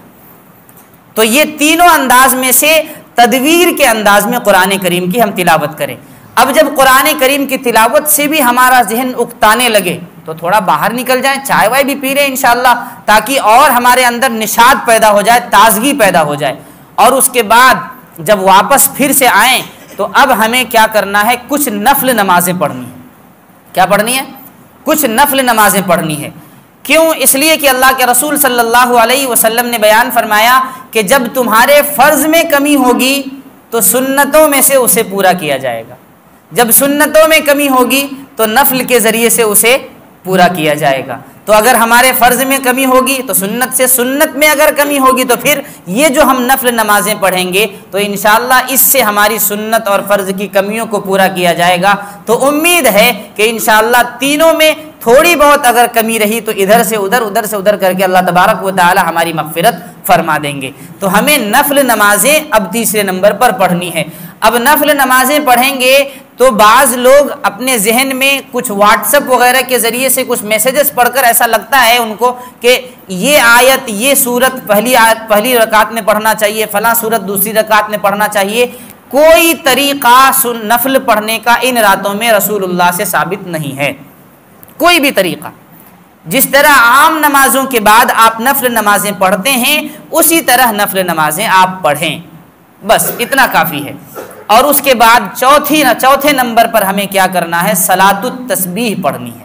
اللہ کے رسول صلی اللہ علیہ وسلم نے فرمایا کہ اگر ہر ہفتے میں اگر آپ کو موقع مل جائے تو ہر جمعہ کو پڑھ لیجئے، ہر دن موقع ملے ہر دن پڑھ لیجئے، ہفتے میں نہ موقع ملے تو آپ مہینے میں پڑھ لیجئے، مہینے میں نہ ملے سال میں پڑھ لیجئے، 2 سال میں پڑھ لیجئے، پھر بھی موقع نہ ملے تو فرمایا زندگی میں ایک مرتبہ ضرور پڑھ لینا، زندگی میں ایک مرتبہ ضرور پڑھ لینا۔ تو ہمیں یہ عظیم رات ملی ہے، اس عظیم رات میں جاگنے کا ثواب بھی زیادہ ہے اور اس عظیم رات میں عبادت کرنے کا اجر بھی زیادہ ہے، تو کیوں نہ ایسا ہو کہ اسی رات میں ہم اور آپ صلاۃ التسبیح پڑھ لیں۔ صلاۃ التسبیح پڑھیں گے کیسے؟ سب سے پہلے ہم اور آپ اللہ اکبر کہہ کر نیت باندھیں گے۔ نیت باندھنے کے بعد ہم کیا کریں گے قاضی صاحب؟ نیت باندھنے کے بعد ثنا پڑھیں گے اور اس کے بعد 15 مرتبہ کیا پڑھیں گے؟ تیسرا کلمہ 15 مرتبہ پڑھیں گے اور اس کے بعد پھر ہم اعوذ باللہ بسم اللہ پڑھ کر سورہ فاتحہ اور اس کے بعد کوئی سورت ملائیں گے اور اب اس کے بعد پھر رکوع میں جانے سے پہلے 10 مرتبہ اس کو پڑھیں گے۔ پھر رکوع میں جائیں گے سبحان ربی العظیم پڑھیں گے 3 مرتبہ اور اس کے بعد پھر کتنے بار پڑھیں گے؟ 10 مرتبہ۔ پھر کھڑے ہوں گے تو اسے کیا کہتے ہیں؟ قومہ۔ اب قومہ میں کتنی مرتبہ پڑھیں گے؟ 10 مرتبہ۔ پھر سجدے میں جائیں گے تو سبحان ربی الاعلیٰ 3 مرتبہ پڑھنے کے بعد پھر 10 مرتبہ پڑھیں گے۔ اب پھر واپس اٹھیں گے تو اسے جلسہ کہتے ہیں، اس جلسے میں پھر 10 مرتبہ پڑھیں گے۔ پھر واپس جائیں گے تو سبحان ربی الاعلیٰ پڑھنے کے بعد پھر کیا کریں گے؟ 10 مرتبہ ہم اور آپ تیسرا کلمہ پڑھیں گے۔ ایک رکعت مکمل ہو گئی۔ اس طرح کر کے 75 مرتبہ ایک رکعت میں ہوگی اور 150 مرتبہ 2 رکعت میں اور 4 رکعت میں 300 مرتبہ۔ اگر اب بھی نہ سمجھ میں آیا ہو تو اپنے موبائل میں گوگل میں جا کر آپ اس چیز کو سرچ کر سکتے ہیں، صلاۃ التسبیح پڑھنے کا کیا طریقہ ہے۔ میں اس لیے گوگل کا استعمال نہیں کرنے بول رہا ہوں کہ آپ وہاں جا کر کچھ اور سرچ کریں، بلکہ ہمارے علماء یہ کوشش کر رہے ہیں کہ جس جگہ سے برائیاں عام ہو رہی ہیں وہیں ہم بھی داخل ہو کر انشاءاللہ نیکیاں پھیلائیں۔ یوٹیوب کون سے ہاتھ میں آج موجود نہیں ہے؟ اگر اس یوٹیوب کو گندگی کی بنیاد پر ہم چھوڑ دیں اور ہم علماء کرام یوٹیوب کو بائیکاٹ کر دیں تو ہر گھر کے ہر فرد کے اندر وہ برائیاں عام ہو جائیں گی، اچھائیاں آ ہی نہیں سکیں گی، اس لیے کہ مساجد میں، خانقاہوں میں، مدارس میں کم لوگ آ رہے ہیں، زیادہ لوگ یوٹیوب سے یا سوشل میڈیا سے دین سیکھنا چاہتے ہیں، اور اگر نہیں سیکھنا چاہتے ہیں تو کچھ نہ کچھ قرآن کی آیت، کسی کا بیان، کسی کی دلائل، کسی کے شواہد، کسی کے گواہی کا انداز اور طریقہ، یہ سب وہاں سے سن لیتے ہیں۔ اس لیے ہم آپ کو اس بات کی طرف رہنمائی کر رہے ہیں کہ صلاۃ التسبیح کا طریقہ اگر آپ کو یہاں سے نہیں سمجھ میں آیا اور آپ کو کوئی بتانے والا عین موقع پر موجود نہ ہو تو آپ اپنے موبائل سے سرچ کر سکتے ہیں۔ میں اس معاملے میں بالکل کنفرم ہوں کہ جتنے لوگوں نے بھی گوگل میں صلاۃ التسبیح پڑھنے کا طریقہ ڈالا ہے، کسی بھی مکتبہ فکر کا، سب کا ایک ہی طریقہ ہے، اس لیے وہاں اختلاف نہیں ہے، آپ وہاں تلاش کر سکتے ہیں۔ ہاں کوئی مسئلہ ہوتا ہے جس مسئلے میں کسی مکتبہ فکر کے عالم نے الگ انداز میں اس کو سمجھا، انہوں نے اپنا انداز میں ڈالا، دوسرے مکتبہ فکر کے عالم نے الگ انداز میں سمجھا، الگ انداز میں ڈالا، تو اب وہاں انسان تھوڑا سا پریشان ہوتا ہے، تو وہاں پر ہم کہتے ہیں کہ آپ گوگل سے سرچ کر کے مسئلہ مت سمجھیے، لیکن یہ طریقہ صلاۃ التسبیح کا آپ تلاش کر سکتے ہیں۔ صلاۃ التسبیح ہو گئی۔ 5ویں نمبر پر اب ہمیں لگتا ہے کہ اتنا لمبا وقفہ گزر چکا ہوگا کہ ہم اور آپ فجر کی نماز کے بالکل قریب جا رہے ہوں گے اور کل کا روزہ بھی رکھنا ہے، کل کا روزہ بھی رکھنا ہے تو ہم سحری کا بھی انتظام کریں گے، تو سحری کرنے سے پہلے یا پھر سحری کر لیں اور جلدی آ کر کے پھر ہم اور آپ کیا کریں گے؟ تہجد کی نماز پڑھیں گے۔ کس کی نماز پڑھیں گے؟ تہجد کی۔ یا تو 2 رکعت کر کے پڑھیں، یا 4 رکعت کر کے پڑھیں، صرف 2 رکعت پڑھیں یا صرف 4 رکعت پڑھیں، یا 12 رکعت تک بھی آپ تہجد کی نماز پڑھ سکتے ہیں۔ کتنے رکعت تک؟ 12 رکعت تک بھی آپ تہجد کی نماز پڑھ سکتے ہیں۔ اگر وقت زیادہ ہو تو لمبی قرأت کریں۔ اللہ تبارک و تعالیٰ کے محبوب نبی صلی اللہ علیہ وسلم جب ان راتوں میں جاگا کرتے تھے تو ان کی کوشش ہوتی تھی، صحابہ کرام کی، اللہ کے رسول صلی اللہ علیہ وسلم کی، کہ اگر ہم نفل نماز کے لیے کھڑے ہوئے ہیں تو صرف نماز نہیں، قرآن کریم کی تلاوت جتنی زیادہ ہو سکے ہم نماز میں کر ڈالیں، اس لیے کہ اللہ تبارک و تعالیٰ کا جتنے بھی مسائل ہیں ان تمام مسائل میں سب سے زیادہ سکون اگر انسان کو حاصل ہوتا ہے تو نماز میں کھڑے ہونے کے بعد۔ کیوں؟ اس لیے کہ ڈائریکٹلی اللہ سے انسان گفتگو کر رہا ہوتا ہے، اس بنیاد پر سب سے زیادہ سکون ملتا ہے۔ کیوں؟ اس لیے کہ اللہ نے بیان فرمایا کہ جب نماز پڑھنا ہے تو آپ کو اپنی نگاہ بالکل سجدے گاہ میں رکھنا ہے۔ آپ اپنی نگاہ کو بالکل سجدے گاہ میں رکھیں گے، آپ اس چیز کا تجربہ کیجئے گا، آپ کا ذہن ادھر ادھر منتشر نہیں ہوگا، اور جتنی بار آپ کی نگاہیں ادھر ادھر ہوں گی اتنی بار آپ کا ذہن منتشر ہوگا۔ کیوں؟ میں اس چیز کو ڈاکٹری لائن کے اعتبار سے میں نے ڈاکٹروں سے پوچھا تو بتلایا انہوں نے کہ جب کبھی کوئی ایکسیڈنٹ ہوتا ہے تو اگر سر پہ داہنے طرف چوٹ لگے تو بائیں طرف کا اس کا کیا ہوتا ہے؟ ہاتھ وغیرہ کام کرنا بند کر دیتا ہے، اور اگر بائیں طرف چوٹ لگ جائے تو داہنے طرف کا کام کرنا چھوڑ دیتا ہے۔ میرے ایک خالہ زاد بھائی کو داہنے طرف چوٹ لگا، بائیں طرف کا ہاتھ اس کا بیکار ہو گیا، نس میں چوٹ لگی تھی بالکل، پورنیہ میں کئی مہینے تک علاج کرنے کے بعد بھی مکمل طور پر صحیح نہیں ہو پایا، جبکہ چوٹ وہاں لگی ہی نہیں تھی۔ تو ڈاکٹروں نے بتلایا کہ سر کا جو نس ہے، ادھر کے نس بائیں طرف جاتے ہیں اور بائیں طرف کے نس دائیں طرف آتے ہیں۔ اس بنیاد پر جب ادھر چوٹ لگتی ہے تو اس طرف بیکار ہو جاتا ہے، اور جب ادھر چوٹ لگتی ہے تو اس طرف بیکار ہوتا ہے۔ تو اس بنیاد پر میں کہتا ہوں کہ جب آپ کی نگاہیں بالکل ایک جگہ پر ہوں گی تو آپ کا ذہن بھی منتشر نہیں ہوگا، اور آپ کی نگاہ ادھر ادھر ہوگی تو پھر آپ کا ذہن بھی منتشر ہونا شروع ہو جائے گا۔ اس چیز کا تجربہ کیجئے گا۔ تو آپ سب سے زیادہ سکون نماز میں حاصل کریں، اور اس میں کیا کریں؟ آپ قرآن کریم کی جتنی زیادہ ہو سکے تلاوت کریں۔ بعض حضرات ہمارے ایسے ہوں گے جن کو 10 سورتیں یاد ہوں گی۔ الم تر کیف فعل، اللہ کے رسول صلی اللہ علیہ وسلم کے بیان ایسے ہی ہوا کرتے تھے، وہ واہوائی والا اور بہت زیادہ سبحان اللہ ماشاء اللہ والا نہیں۔ اللہ کے رسول کی مجلس میں مسائل بیان ہوتے تھے، اور صحابہ کرام انہی مسائل کو سیکھ کر ہم تک دین پہنچائے ہیں۔ آج ہم صرف واقعات بیان کر کے جمعہ کی نماز گزار دیتے ہیں، یہ ہماری غلط فہمی ہے، ورنہ اس مجمع سے اور اس منبر سے مسائل اگر بیان ہوتے تو امت محمدیہ کا ہر فرد آج حقیقت میں امتی ہوتا اور امت مسلمہ ہوتا، نہ بنتا۔ آج الگ الگ امتوں میں بیٹھ گئے نا۔ اللہ تبارک و تعالیٰ نے قرآن کریم میں ہمارا کیا نام رکھا پتہ ہے؟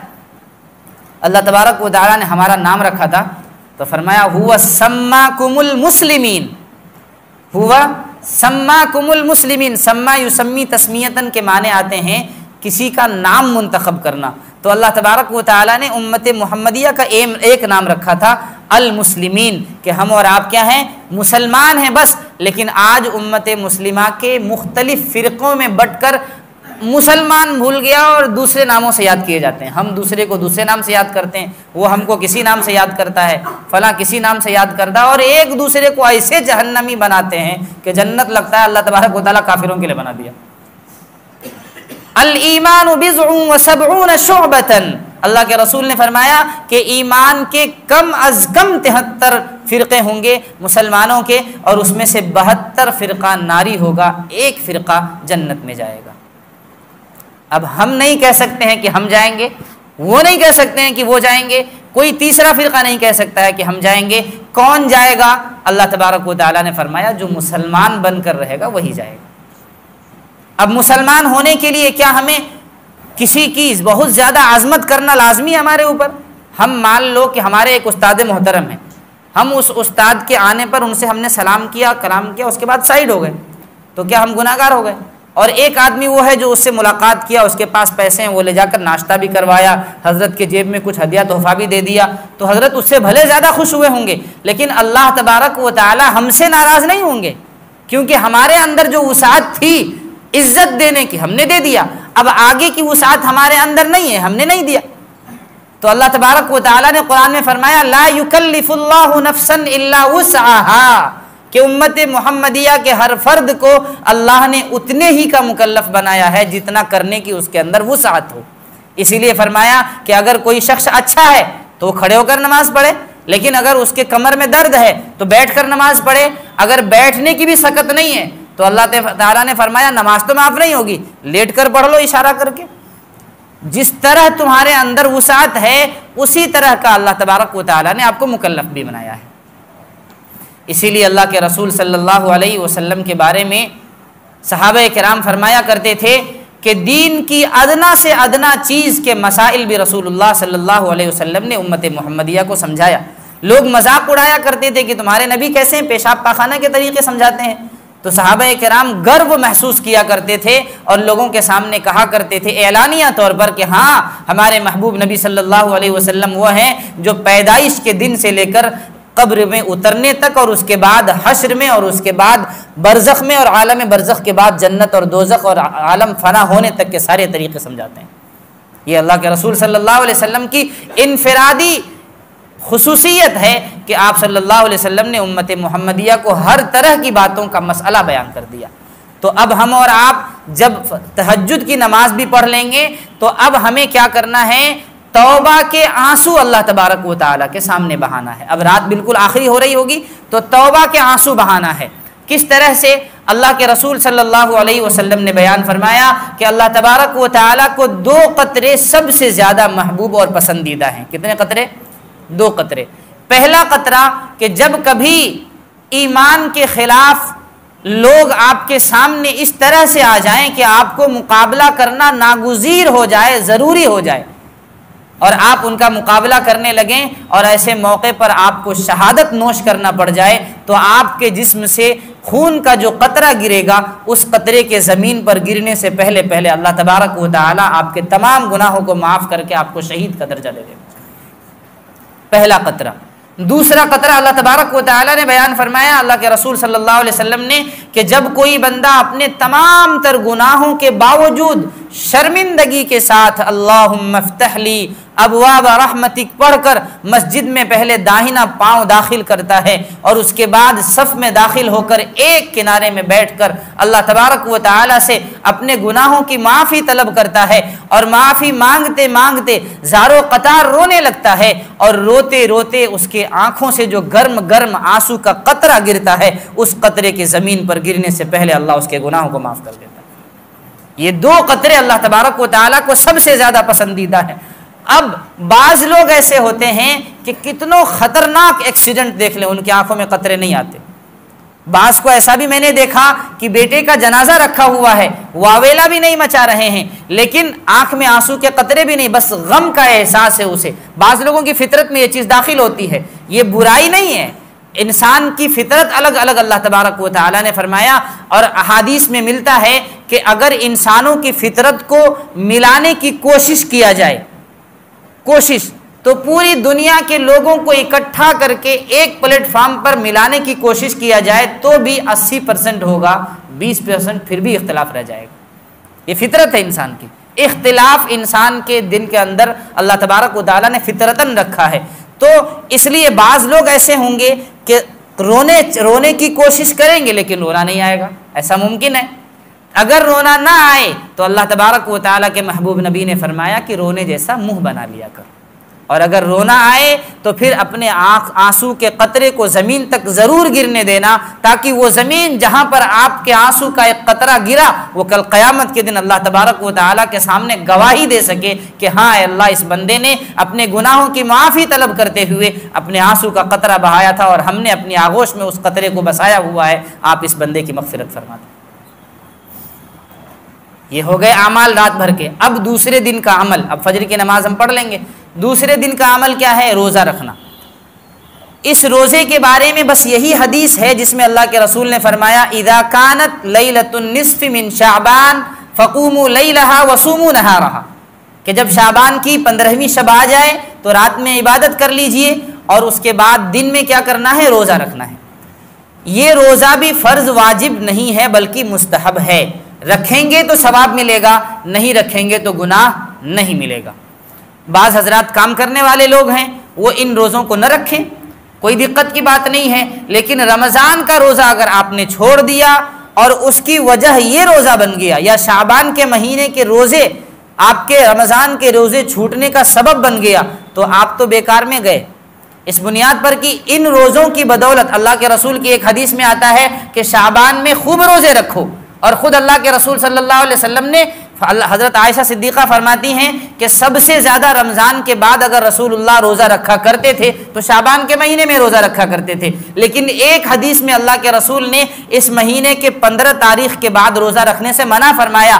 اب سوال یہ پیدا ہوتا ہے کہ ایک طرف روزہ رکھنے کا حکم، دوسری طرف روزہ نہ رکھنے کا حکم، ایسا کیوں؟ تو ہم اسے تطبیق دیتے ہیں، علماء کرام اسے تطبیق دیتے ہوئے بیان کرتے ہیں کہ اللہ کے رسول صلی اللہ علیہ وسلم نے روزہ رکھنے کا حکم ان لوگوں کو دیا جن کے اندر اتنی طاقت اور وسعت ہو کہ شعبان میں بھی روزہ رکھیں اور رمضان میں کمزور نہ پڑیں، تو وہ شعبان میں بھی روزہ رکھیں، رمضان میں تو رکھنا ہی ہے۔ لیکن جن لوگوں کے اندر اتنی وسعت اور طاقت نہیں ہے اور انہیں یہ خوف اور اندیشہ ہے کہ اگر شعبان میں ہم روزہ رکھیں گے تو پھر رمضان میں ہمارے اندر کمزوری پیدا ہو جائے گی اور رمضان کا روزہ قضا ہونے کا خطرہ پیدا ہو سکتا ہے، تو پھر ایسے لوگوں کے رسول اللہ صلی اللہ علیہ وسلم نے ہدایت فرما دیا کہ آپ شعبان میں روزے مت رکھو۔ دونوں لوگوں کے لیے اللہ کے رسول صلی اللہ علیہ وسلم نے حکم بیان فرمایا۔ تو جو اپنے اندر اتنی طاقت پاتے ہیں کہ ہمیں ان روزوں سے، رمضان کے روزوں میں کوئی کمزوری نہیں محسوس ہوگی، تو وہ بالکل روزہ رکھیں، اور جن کو یہ اندیشہ ہو کہ اس روزے کی بدولت ہمارے باڈی میں، ہمارے جسم میں، ہمارے خون میں کمزوری پیدا ہو سکتی ہے اور ہم رمضان میں اپنے آپ کو طاقتور نہیں پائیں گے اور رمضان کا روزہ چھوٹ سکتا ہے، تو پھر ایسے لوگوں پر روزہ رکھنا ضروری نہیں ہے۔ روزے کا مسئلہ حل ہو گیا۔ اب ایک چیز، ایک مسئلہ آپ کے سامنے ہم آخری بیان کر دیتے ہیں، اور اس کے بعد ایک نعت آپ کو سنائیں گے، جھمائیں گے، اس کے بعد انشاءاللہ دعا ہوگی۔ اللہ کے رسول صلی اللہ علیہ وسلم نے جو اس رات میں جاگنے کا حکم بیان فرمایا، تو اس جاگنے کے درمیان ہمارے درمیان ایک چیز مشہور ہے کہ ہم جھنڈ باندھ کر قبرستان جاتے ہیں نا، جھنڈ باندھ کر قبرستان جاتے ہیں۔ دلیل تو دلیل پیش کیجئے گا آپ لوگ، مولوی صاحب سب ہم لوگ سنے ہوئے ہیں، ہے نا، کیا سنے ہیں بھائی؟ تو حضور صلی اللہ علیہ وسلم بھی گئے تھے جنت البقیع میں، تو حضور صلی اللہ علیہ وسلم جنت البقیع میں گئے تھے، ابھی ہم نے آپ کے سامنے واقعہ رکھا، ہم بھی وہیں سے دلیل پیش کرتے ہیں کہ رسول اللہ صلی اللہ علیہ وسلم بھی جنت البقیع میں گئے تھے اور یہی رات تھی، لیکن صفت کیا تھی؟ رسول اللہ صلی اللہ علیہ وسلم کے ساتھ کوئی تھا؟ رسول اللہ صلی اللہ علیہ وسلم اپنے ساتھ کسی کو لے کے گئے تھے؟ یہاں تک کہ ان کے صدیق، جن کے بارے میں اللہ تبارک و تعالیٰ کے محبوب نبی فرماتے ہیں کہ جب میں شب معراج میں اللہ تبارک و تعالیٰ کے در پر حاضری ہوئی اور واپس تشریف لایا تو میں نے اللہ سے کہا، اللہ کون مانے گا کہ میں ایک رات میں جنت جہنم اور سب کچھ دیکھ کر اللہ تبارک و تعالیٰ سے گفتگو کر کے آ گیا؟ تو اللہ تبارک و تعالیٰ نے فرمایا جبریل علیہ السلام کو کہ جاؤ سمجھا دو میرے محبوب کو۔ جبریل نے کہا جا کر بیان تو کرو، انشاءاللہ سب مانیں گے۔ پھر واپس تشریف لائے، خدیجہ کو بتلایا، خدیجہ نے کہا کہ ابو بکر کو بتلاؤ۔ حضرت ابو بکر صدیق رضی اللہ تعالیٰ عنہ کو بلایا گیا۔ ابو بکر صدیق رضی اللہ تعالیٰ عنہ سامنے بیٹھے ہیں، آپ صلی اللہ علیہ وسلم نے فرمایا، ابو بکر تمہیں معلوم ہے آج میں اللہ تبارک و تعالیٰ کے پاس گیا تھا۔ رسول اللہ صلی اللہ علیہ وسلم کے وہ صحابی فرماتے ہیں، صدقت یا رسول اللہ، اپنی نگاہوں کو نیچے رکھا ہے اور فرمایا صدقت یا رسول اللہ۔ اب اللہ کے رسول فرماتے ہیں، ابو بکر میں نے جنت کا سیر کیا، صدقت یا رسول اللہ۔ ابو بکر میں نے جہنم کو بھی دیکھا، صدقت یا رسول اللہ۔ پھر فرمایا ابو بکر میں 7 آسمان کا سیر کرتے ہوئے اللہ تبارک و تعالیٰ کے در پر پہنچا، صدقت یا رسول اللہ۔ پھر فرمایا میں سدرۃ المنتہا تک پہنچا تو جبرائیل رک گئے، میں تنہا آگے گیا، فرمایا صدقت یا رسول اللہ۔ تو اب اللہ کے رسول صلی اللہ علیہ وسلم فرماتے ہیں کہ اے ابو بکر تو صرف صدقت یا رسول اللہ کہتا رہے گا؟ تو اللہ کے رسول صلی اللہ علیہ وسلم کے اس صحابی نے فرمایا، اشہد انک رسول اللہ صلی اللہ علیہ وسلم، کہ میں اس بات کی گواہی دیتا ہوں کہ آپ اللہ کے رسول ہیں۔ تو اب رسول اللہ صلی اللہ علیہ وسلم نے فرمایا، اشہد انک صدیق حقا، کہ میں بھی گواہی دیتا ہوں کہ میرا سب سے بڑا صدیق اور سچا یار ابو بکر۔ اس یار کو بھی رسول اللہ صلی اللہ علیہ وسلم ساتھ میں قبرستان نہیں لے گئے تھے، جن کو ساتھ میں آج تک سلا کے رکھا ہے۔ ہے نا ابو بکر داہنے طرف اور بائیں طرف حضرت عمر فاروق رضی اللہ تعالیٰ عنہ. لیکن اس دن اس رات جب رسول اللہ صلی اللہ علیہ وسلم قبر پر تشریف لے گئے تو ابو بکر کو ساتھ نہیں لے گئے. لے کے جانا چاہیے تھا نا, عمر کو ساتھ لے جانا چاہیے تھا, کسی کو نہیں لے کر گئے. اس سے صاف واضح ہو گیا کہ اگر ہمت ہے تو تنہا جائیے, ورنہ جھنڈ باندھ کر جانا رسول اللہ کی سنت نہیں ہے. دلیل سمجھ میں آ گئی؟ نہیں سمجھ میں آئی؟ جانا ہے, میں نے منع نہیں کیا کہ مت جائیے, لیکن ہر صفت کو اپنے سامنے پیش رکھنا ہے کہ رسول اللہ صلی اللہ علیہ وسلم کا یہ عمل تھا کہ آپ قبرستان گئے تھے, ایک مرتبہ گئے تھے. میں یہ بھی نہیں کہتا ہوں کہ آپ بار بار مت جاؤ, صرف ایک بار جاؤ, بار بار جاؤ, لیکن اتنا تو خیال رکھو کہ رسول اللہ آرام کر رہے تھے, اچانک اٹھے, اچانک چلے گئے, کوئی پلان نہیں تھا کہ ہاں بھائی کل ہم لوگوں کو جگنا ہے اور اس کے بعد فلاں قبرستان میں جانا ہے, مٹھائی تقسیم کرنی ہے, پانی پینا ہے نا, چائے پینی ہے اور اس کے بعد پھر قبرستان سے گھوم. کوئی پلان نہیں, اچانک بستر پر سے اٹھے, اکیلے چلے گئے اور قبرستان میں جا کر اللہ تبارک و تعالیٰ سے راز و نیاز کی, گفتگو فرمائی. اور اچانک اما عائشہ جب پیچھے سے پہنچ گئیں تو اما عائشہ سے رسول اللہ صلی اللہ علیہ وسلم نے اس رات کی صفت بیان فرمایا کہ یہ رات ایسی ہے جس میں رزق مقرر کیا جائے گا, موت مقرر کی جائے گی, مالداری مقرر کی جائے گی, غربت مقرر کی جائے گی, یہ ساری چیزیں. لیکن صفت اتنی ہے کہ رسول اللہ تنہا گئے تھے. اگر تنہا جانے کی ہمت ہو تو آپ بھی شوق سے جائیے اور قبرستان میں جا کر قبر کا نظارہ دیکھ کر آئیے. لیکن اگر تنہا جانے کی ہمت نہ ہو تو پھر جھنڈ باندھ کر جانے کا جو یہ رسم اور رواج ہے, یہ رسم اللہ کے رسول صلی اللہ علیہ وسلم کے علماء وارث ہیں. ان علماء نے ایک قاعدہ بیان کیا ہے کہ ہر وہ چیز جس کا قرون ثلاثہ مشہود لہا بالخیر میں کوئی ثبوت نہ ملے وہ سنت نہیں, بدعت ہو سکتی ہے. اور جھنڈ باندھ کر جانا نہ رسول اللہ کے زمانے میں ثابت, نہ ابو بکر کے زمانے میں ثابت, نہ عمر فاروق کے زمانے میں ثابت, نہ عثمان غنی کے زمانے میں ثابت, نہ تو غوث اعظم کے زمانے میں ثابت. خود غوث اعظم بھی تو پورے ہندوستان میں ایمان کو پھیلائے, غوث پاک رحمت اللہ علیہ, لیکن ان سے بھی ایک دن بھی ثابت نہیں ہے کہ انہوں نے اپنے تمام مریدوں کو ایک ساتھ قبر کی زیارت کے لیے شب برات میں لے گئے ہوں. نہیں ثابت ہے, کہیں پر آپ کو نہیں ملے گا.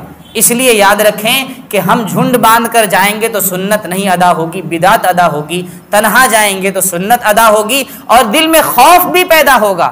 جھنڈ باندھ کر جائیں گے تو جو لوگ وہاں آرام کر رہے ہیں ان کی فیلنگ آپ کے دل میں نہیں آئے گی, اور اگر تنہا جائیں گے تو آپ کو محسوس ہوگا کہ کل مجھے بھی یہاں آنا ہے.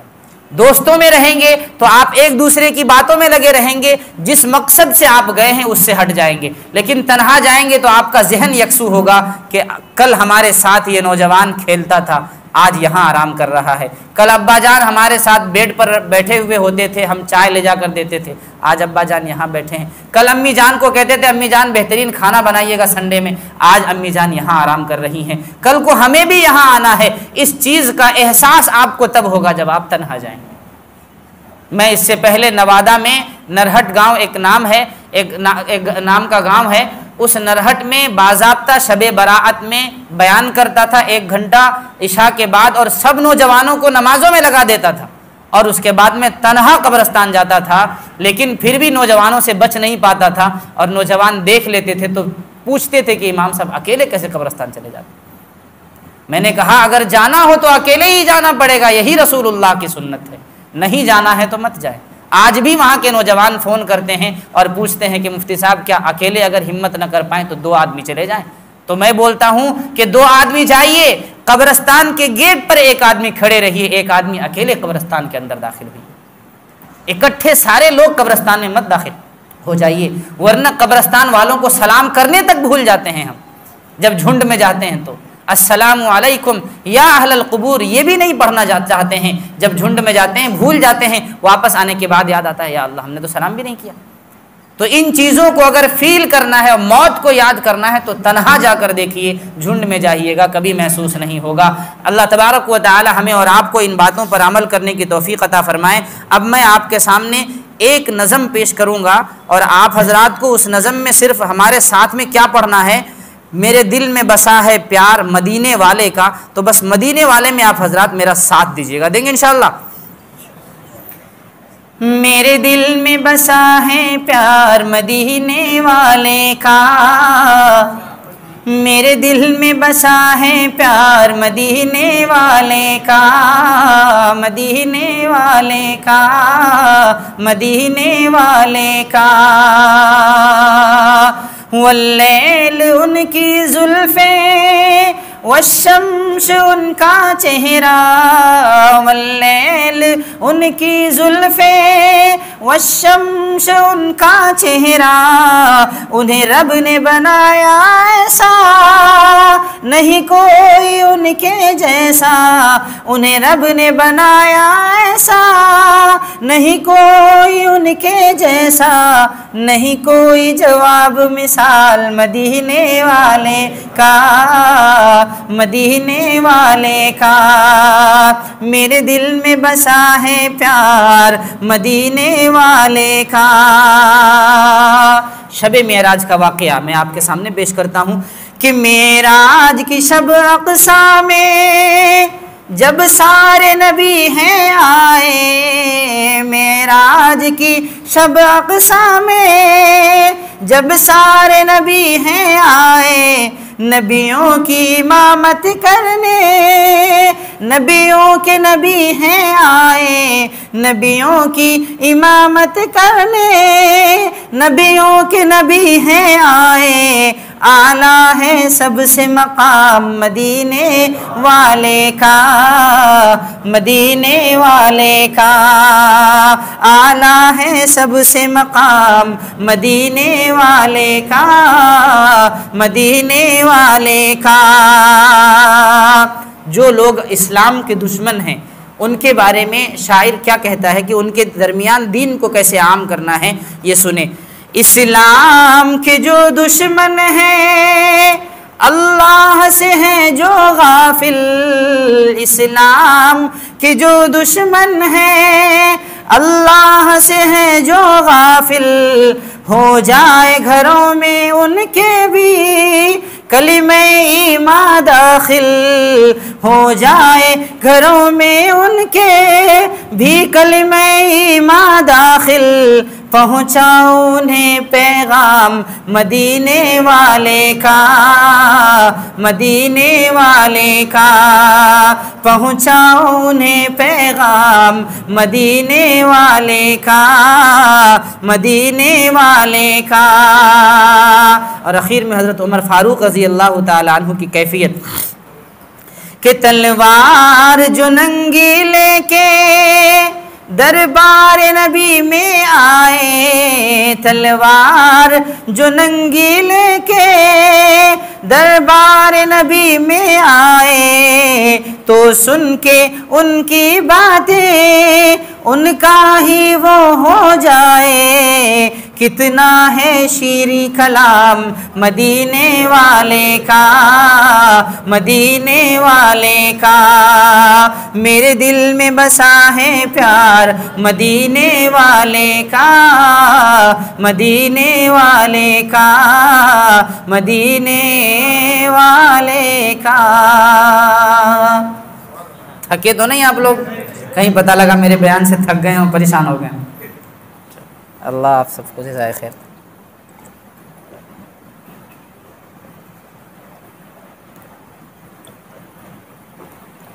اور بلوانا ہے کہ پانی پلا رہے ہیں؟ دعا ہو جائے یا بعد میں دعا ہوتی ہے تہجد کے ٹائم پہ؟ ابھی اور چلانا ہے؟ اچھا، آپ لوگ تیار ہیں بیٹھنے کے لیے؟ دو تین آدمی انشاءاللہ بولے تو کیسے ہوگا؟ کوئی تین آواز آئی نا بھائی، سب لوگ بیٹھیں گے تب نہ پتہ لگا آپ دو تین کے انشاءاللہ پر ہم نے بات شروع کی، باقی 5-7 کے گالی سننے پڑ جائیں لے کے بیٹھ گئے زبردستی۔ کیوں، کیا کہتے ہیں؟ دو باتیں آپ کے سامنے اور پیش کر دوں میں۔ اللہ تبارک و تعالی نے قرآن کریم میں ایک آیت نازل فرمائی جس میں فرمایا یا ایھا الذین آمنوا قوا انفسکم واہلیکم نارا وقودها الناس والحجارہ علیہا ملائکۃ غلاظ شداد لا یعصون اللہ ما امرہم ویفعلون ما یؤمرون۔ فرمایا کہ اے ایمان والو، تم سب کچھ تو سمجھ گئے کہ تمہیں کیا کرنا ہے، نماز پڑھنی ہے، روزہ رکھنا ہے، شب برات میں عبادت کرنی ہے، غریبوں کو کھانا کھلانا ہے، سب کچھ تم نے سیکھ لیا، لیکن کیا صرف اپنے آپ کے عمل کی بدولت تم پار ہو جاؤ گے؟ تو اب قرآن کہتا ہے نا، یا ایھا الذین آمنوا انفسکم قوا انفسکم واہلیکم، فرمایا کہ اے ایمان والو، تم اپنے آپ کو بھی بچاؤ اور دوسرے نمبر پر اپنے گھر والوں کو بھی بچاؤ۔ یہ دوسری ذمہ داری۔ ایک ذمہ داری تو ہم نے آپ کے سامنے اچھی طرح پیش کر دی، مسائل کے ساتھ، دلائل کے ساتھ، بیان کے ساتھ کہ کیا کیا کرنا ہے اور کیسے کرنا ہے۔ دوسری ذمہ داری جو اللہ تبارک و تعالیٰ نے ہمیں دی ہے، فرمایا یا ایھا الذین آمنوا قوا انفسکم واہلیکم، کہ تم اپنے آپ کو بھی جہنم کی آگ سے بچاؤ اور اپنی اولاد کو، اپنے گھر والوں کو بھی جہنم کی آگ سے بچاؤ۔ اور جہنم کے آگ کی صفت کیا ہے؟ تو اللہ کے رسول صلی اللہ علیہ وسلم نے فرمایا وقودها الناس والحجارہ، کہ جہنم کی آگ جو بھڑکائی جائے گی تو وہ لکڑیوں کے ذریعے سے نہیں، کوئلے سے نہیں، یا کسی اور چیز سے نہیں، فرمایا وقودها، یعنی اس کا جو ایندھن ہوگا وہ ایندھن خود انسان ہوں گے اور پتھر ہوں گے۔ اتنی خطرناک آگ ہوگی، اور خود اللہ فرما رہا ہے۔ ہم اور آپ کسی سے ویاپار کرتے ہیں، کاروبار کرتے ہیں، تو کمیوں کی طرف نہیں ہمیں مبذول کرتا ہے کہ یہ کمی ہوگی، ایسا ہوگا، صرف اچھائی بیان کرتا ہے نا، اور بعد میں پھنسا دیتا ہے، ہوتا ہے نا ایسا۔ لیکن اللہ تبارک و تعالی حقیقت میں ہمارے لیے منصف ہیں، جو جنت کے بارے میں بتلایا کہ جنت میں جاؤ گے تو یہ کرنا ہوگا، وہ کرنا ہوگا، اور جہنم سے کیسے بچنا ہے اس کا بھی طریقہ سمجھا دی، اور جہنم کے اندر کیا کیا صفات ہوں گی، اور اس کے گڑھے کی کتنی گہرائی اور لمبائی ہے۔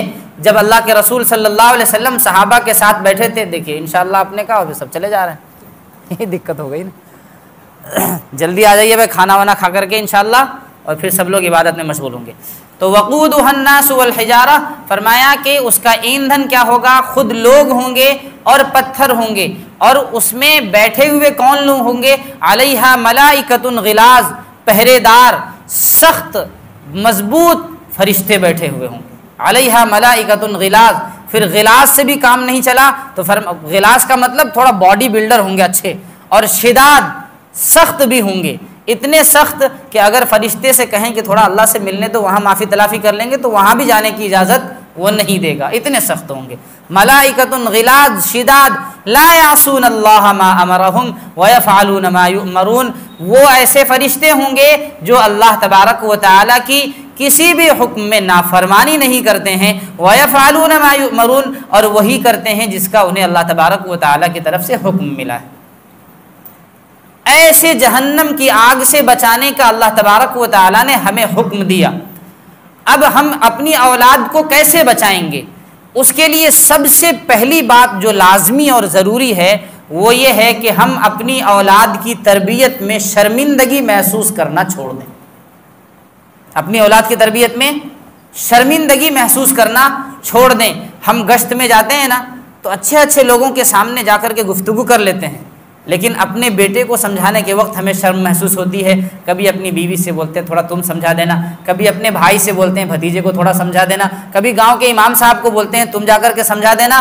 وہ لاکھ سمجھا دیں، لیکن اپنے باپ کی زبان سے نکلے ہوئے الفاظ اس کے دل میں جس طرح سے اتریں گے وہ کسی اور کی باتوں سے وہ اثر محسوس نہیں ہوگا۔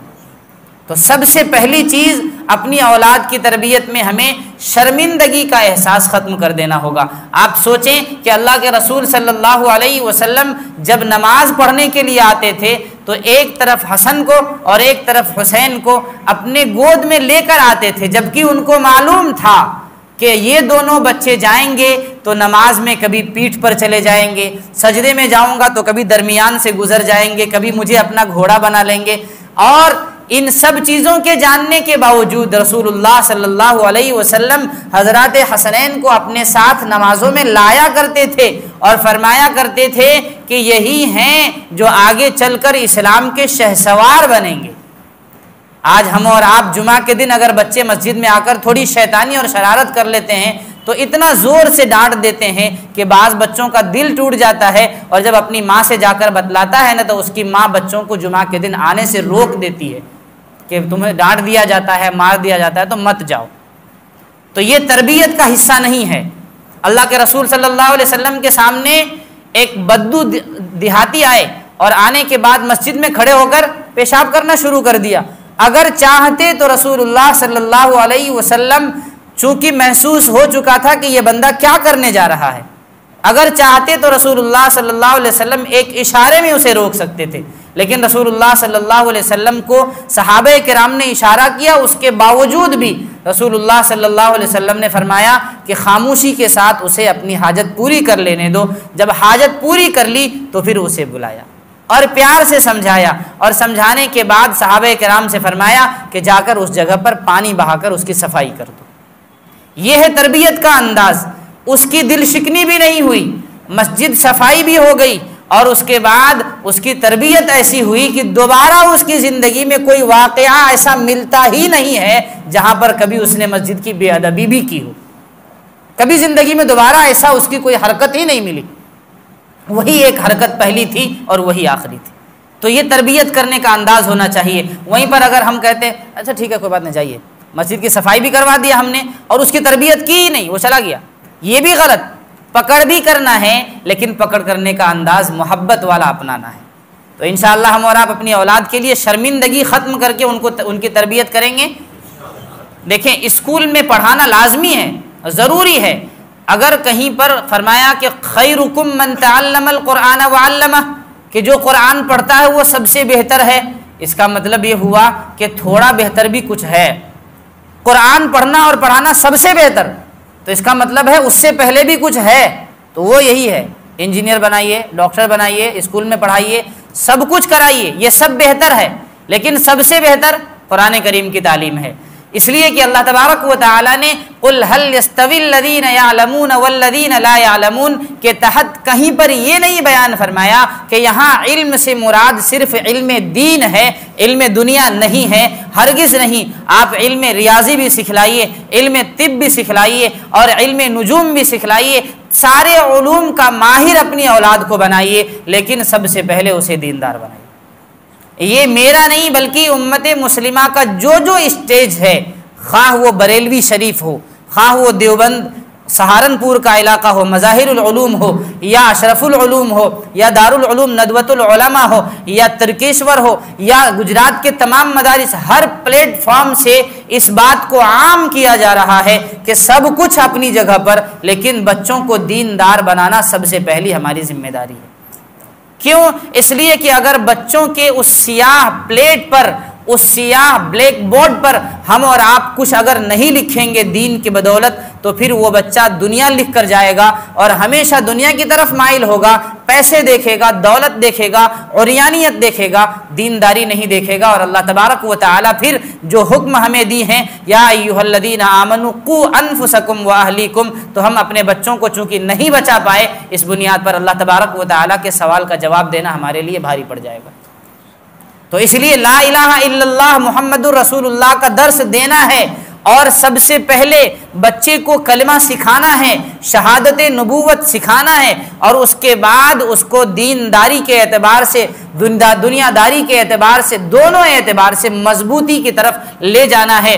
آج ہم تعریف کرتے ہیں کیرلا کے علماء کی، جو اگرچہ حنفی نہیں ہیں لیکن اس کے باوجود انہیں ان کے علم دین کو شائع کرنے کا جو طریقہ ہے وہ مجھے بہت پسند آتا ہے۔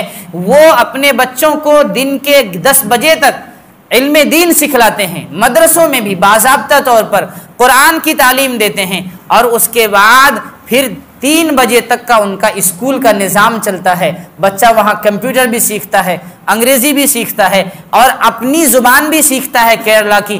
ساری چیزیں سیکھنے کے بعد اچھی چیزوں میں وہ سلیکٹ ہو کر کے سامنے آتے ہیں. دیندار بھی ہوتا ہے اور پیسے والا بھی ہوتا ہے, دیندار بھی ہوتا ہے اور اس پر زکوٰۃ بھی واجب ہوتی ہے, دیندار بھی ہوتا ہے اور حج اور عمرہ کرنے کی توفیق بھی نصیب ہوتی ہے. اس لیے دونوں چیزوں پر ہم توجہ دیں کہ علم دین بھی بچے کے اندر آئے اور دنیا کا بھی کوئی علم اور کوئی فن نہیں چھوڑنا ہے, ہر فن سے اپنے بچوں کو آراستہ کرنا ہے. ایک چیز یہ. دوسری چیز, اللہ کے رسول صلی اللہ علیہ وسلم نے فرمایا کہ اپنی اولاد کو نماز کا حکم دو. ہمیں تو پڑھنا ہی ہے لیکن اپنی اولاد کو مروا اولادکم بالصلاۃ وهم ابناء 7 سنین, فرمایا کہ 7 سال کا جب آپ کا بچہ ہو جائے تو اب آپ اس کو نماز کا حکم کرتے رہیں. ہم نماز پڑھنے کے لیے آ جاتے ہیں لیکن اپنے بچے کو ہم وضو کا پانی لانے کے لیے نہیں کہتے ہیں. سوال یہ پیدا ہوتا ہے کہ اگر ہم اس بچے سے کہیں بیٹا ایک لوٹا وضو کا پانی لے کر کے آؤ, بھلے ہمارے یہاں نل لگا ہوا ہے سب کچھ ہے لیکن کوشش کریں کہ ایک لوٹا اپنے گھر پر رکھیں, ایک جگ رکھیں جس سے آپ پانی لے کر وضو کریں, اور اپنی اولاد سے کہیں بیٹا وضو کا پانی لے کر کے آؤ. اسے پتہ چلے گا کہ وضو کیا چیز ہے.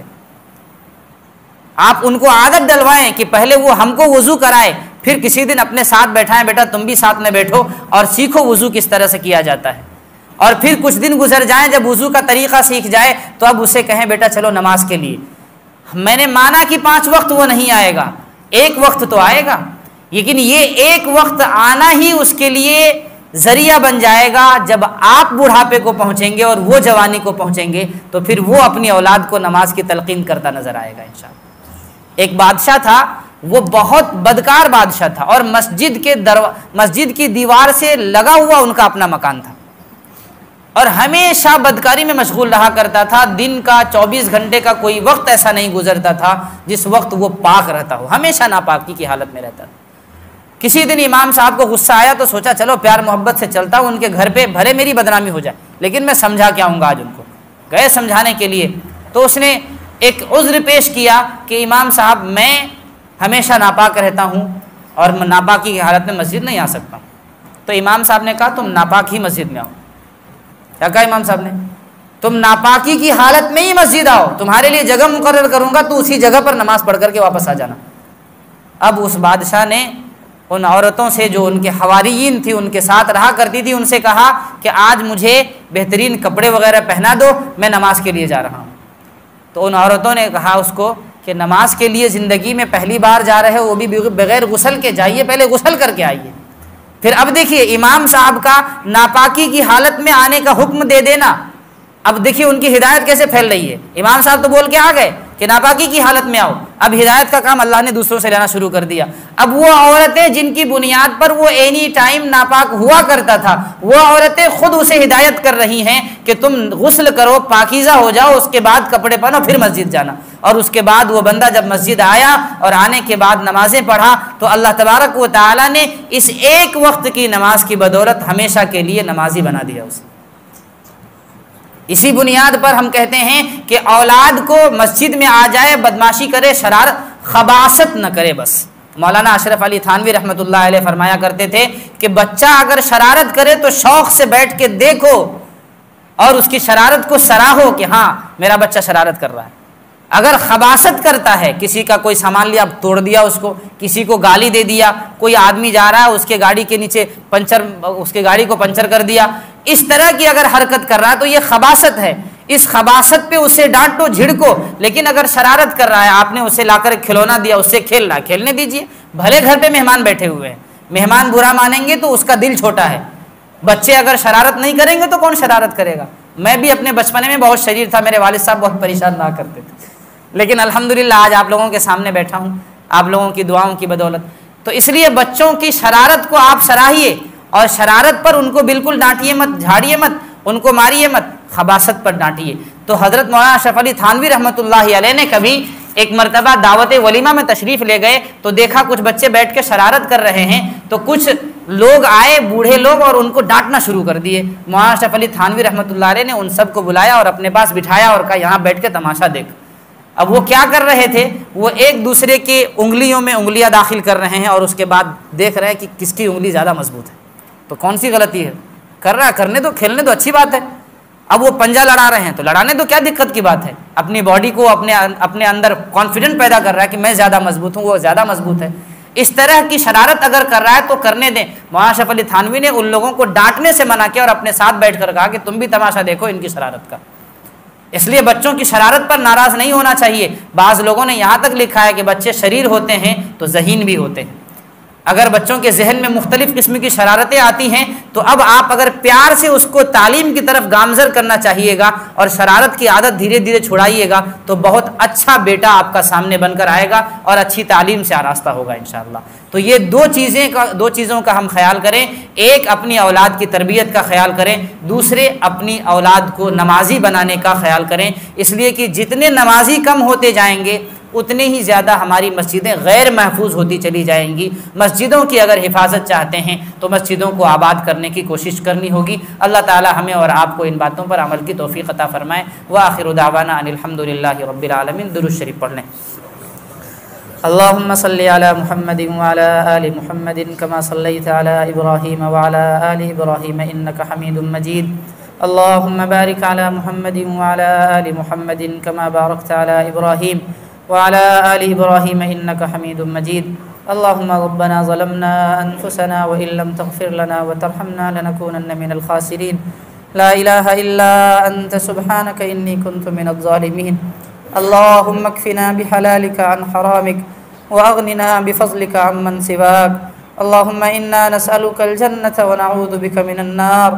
لا إله إلا الله الحليم الكريم۔ سبحان الله رب العرش العظيم۔ یا اللہ ہم سب کے گناہوں کو خطاؤں کو معاف فرما۔ اے اللہ ہمارے لغزشوں کو درگزر فرما۔ اے اللہ ہمارے سیئات کو حسنات سے مبدل فرما۔ اے اللہ یہ مبارک رات ہے، اے اللہ اس رات میں تو فیصلے فرمائے گا۔ اے اللہ ہمارے لیے ذریعے معاش تلاش کرنے کا فیصلہ فرما دے۔ اے اللہ ہمارے لیے رزق حلال کا فیصلہ فرما دے۔ اے اللہ ہماری عمروں میں اضافہ فرمانے کا فیصلہ فرما دے۔ اے اللہ ہماری اولادوں کو صحیح تربیت کرنے کا فیصلہ فرما دے۔ اے اللہ ہمیں اپنے دین کی حفاظت کے لیے ہر وقت کوشش کرنے والوں میں سے بنا دے۔ اے اللہ ہم سب کو داعی اسلام بنا دے۔ اے اللہ 5 وقتہ نمازی بننے کا ہم سب کے لیے فیصلہ فرما دے۔ اے اللہ ہماری زندگی میں جو پریشانی ہیں ان پریشانیوں کا خاتمہ فرما دے۔ اے اللہ ہماری زندگی میں جو بیمار ہیں ان سب کو شفائے کاملہ فرما دے۔ اے اللہ ہمارے بچوں میں جو بیمار ہیں ان سب کو شفا فرما دے۔ اے اللہ بوڑھوں میں جو بیمار ہیں ان سب کو شفائے کاملہ نصیب فرما دے۔ اے اللہ اس مبارک رات میں ہم تیرے در پر ہاتھ اٹھا کر بھیک طلب کر رہے ہیں۔ اے اللہ ہمیں رونا نہیں آتا ہے، رونا سکھا دے۔ اے اللہ ہمیں مانگنا نہیں آتا ہے، مانگنا سکھا دے۔ اے اللہ ہمارے دلوں کے تمام جائز مقاصد اور خواہشات و تمناؤں کو پوری فرما دے۔ اے اللہ ہم میں جو لوگ علم سے جڑے ہوئے ہیں اے اللہ علم کے اعتبار سے ترقی عطا فرما دے۔ اے اللہ جو لوگ تجارت سے جڑے ہوئے ہیں اللہ تجارت میں کاروبار میں کامیابی عطا فرما دے۔ اے اللہ جو مقروض ہیں اے اللہ ان کی قرض کی ادائیگی کا سامان غیب سے مہیا فرما دے۔ اے اللہ اس مبارک رات میں بھی تیری طرف سے اعلان ہوتا ہے کہ 4 بندوں کی بخشش نہیں ہوگی۔ اے اللہ ان 4 بندوں سے ہماری حفاظت فرما دے۔ اے اللہ ہم میں کا اگر کوئی شراب کا عادی ہے اللہ شراب چھڑا دے۔ اے اللہ اگر کوئی اپنے ماں باپ کا نافرمان ہے تو اے اللہ اپنے ماں باپ سے اے اللہ معافی طلب کرنے کی توفیق عطا فرما دے۔ اے اللہ کسی کے دل میں کسی کے لیے کینہ اور بغض ہے تو اے اللہ ختم فرما دے۔ اے اللہ اگر کوئی شخص کسی دوسرے کے رشتے کو توڑنے کی کوشش کیا ہو اے اللہ نادانی میں ایسی کوئی غلطی ہو گئی ہو اے اللہ تو معاف فرما دے۔ اے اللہ ہم بھیک مانگ رہے ہیں، اے اللہ ہمیں رونا نہیں آتا ہے، رونا سکھا دے۔ اے اللہ ہم بھیک مانگ رہے ہیں، ہمیں بھیک عطا فرما دے۔ اے اللہ ہم تیرے در پر توبہ کر رہے ہیں، ہمیں ہماری توبہ کو قبول فرما لے۔ اے اللہ ہم اور سب لوگ مل کر رات میں جو عبادتیں کریں گے اللہ اسے مقبولیت عطا فرما دے۔ اے اللہ ہم سب کے یہاں بیٹھنے کو قبول فرما لے۔ اے اللہ جو لوگ اٹھ کر چلے گئے ہیں شروع سے اب تک بیٹھے تھے اے اللہ کسی عذر کی بنا پر اٹھ کر گئے ہیں اللہ ان کے بھی جائز مقاصد کو پورا فرما دے۔ اے اللہ اس رات کے تمام بدعات و خرافات سے ہماری حفاظت فرما دے۔ اے اللہ قبر میں جا کر قبرستان میں جا کر اے اللہ وہاں کی فیلنگ کو محسوس کرنے کی توفیق عطا فرما دے۔ اے اللہ ہم میں کے ہر ایک کو ایک دن قبرستان جانا ہے، یا اللہ ہر شخص کو قبرستان جانا ہے، اللہ اس کی تیاری کی توفیق نصیب فرما دے۔ اے اللہ جو لوگ گناہ گار ہیں، اے اللہ ہم سب لوگ تیرے گناہ گار ہیں، اے اللہ اپنے گناہوں پر شرمندہ ہیں، نادم ہیں، اے اللہ ندامت کا قطرہ لے کر تیرے در پر ہاتھ اٹھائے ہوئے ہیں، اے اللہ ہم سب کے ندامت کے قطرے کو قبول فرما لے۔ اے اللہ آئندہ تمام زندگی کے تمام عمر میں اے اللہ تمام گناہوں سے محفوظ رہنے کی توفیق نصیب فرما دے۔ اے اللہ ہمارے دلوں میں ایک دوسرے کے لیے اتحاد و اتفاق اور محبت پیدا فرما دے۔ اے اللہ ہم سب کو اپنے ماں باپ کا مطیع و فرما بردار بنا دے۔ اے اللہ ہم سب کے گھروں میں کاروبار میں خیر و برکت کا معاملہ فرما دے۔ اے اللہ ہم تمام مسلمانوں کو مساجد آباد کرنے کی توفیق عطا فرما دے۔ یا اللہ رسول اللہ صلی اللہ علیہ وسلم نے جو بھلائی کی دعائیں مانگی ہیں اے اللہ ہم بھی مانگتے ہیں، اے اللہ ان بھلائیوں میں ہمارا حصہ نصیب فرما دے۔ اے اللہ جن شرور و فتن سے حفاظت طلب کی ہے ہم بھی طلب کرتے ہیں، اے اللہ ہم تمام لوگوں کی ان تمام شرور و فتن سے حفاظت فرما دے۔ اے اللہ جو لوگ بے اولاد ہیں اے اللہ انہیں نیک صالح اولاد عطا فرما دے۔ اے اللہ جن کے گھروں میں بن بیاہی بیٹیاں بیٹھی ہیں اے اللہ آج کی اس مبارک رات میں اللہ ان کو نیک اولاد اور نیک جوڑا اے اللہ عطا کرنے کا فیصلہ فرما دے۔ اے اللہ جن کی اولاد نافرمان ہے اے اللہ فرما بردار ہونے کی توفیق نصیب فرما دے۔ یا اللہ ہماری دعاؤں میں اے اللہ وہ تاثیر پیدا فرما دے جو آسمانوں تک تیرے پاس آ کر قبول ہو جائے۔ اے اللہ ہماری دعاؤں کو قبول فرما لے۔ اے اللہ ہماری زندگی میں کوئی تو ایک نیک عمل ایسا ہوگا جو تیری بارگاہ میں قبول ہوگا۔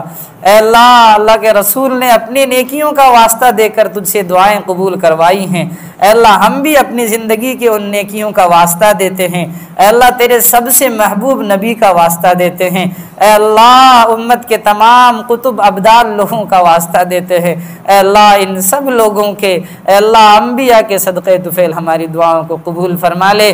صلی اللہ تعالی علی خیر خلقہ محمد و آلہ و صحبہ اجمعین برحمتک یا ارحم الراحمین۔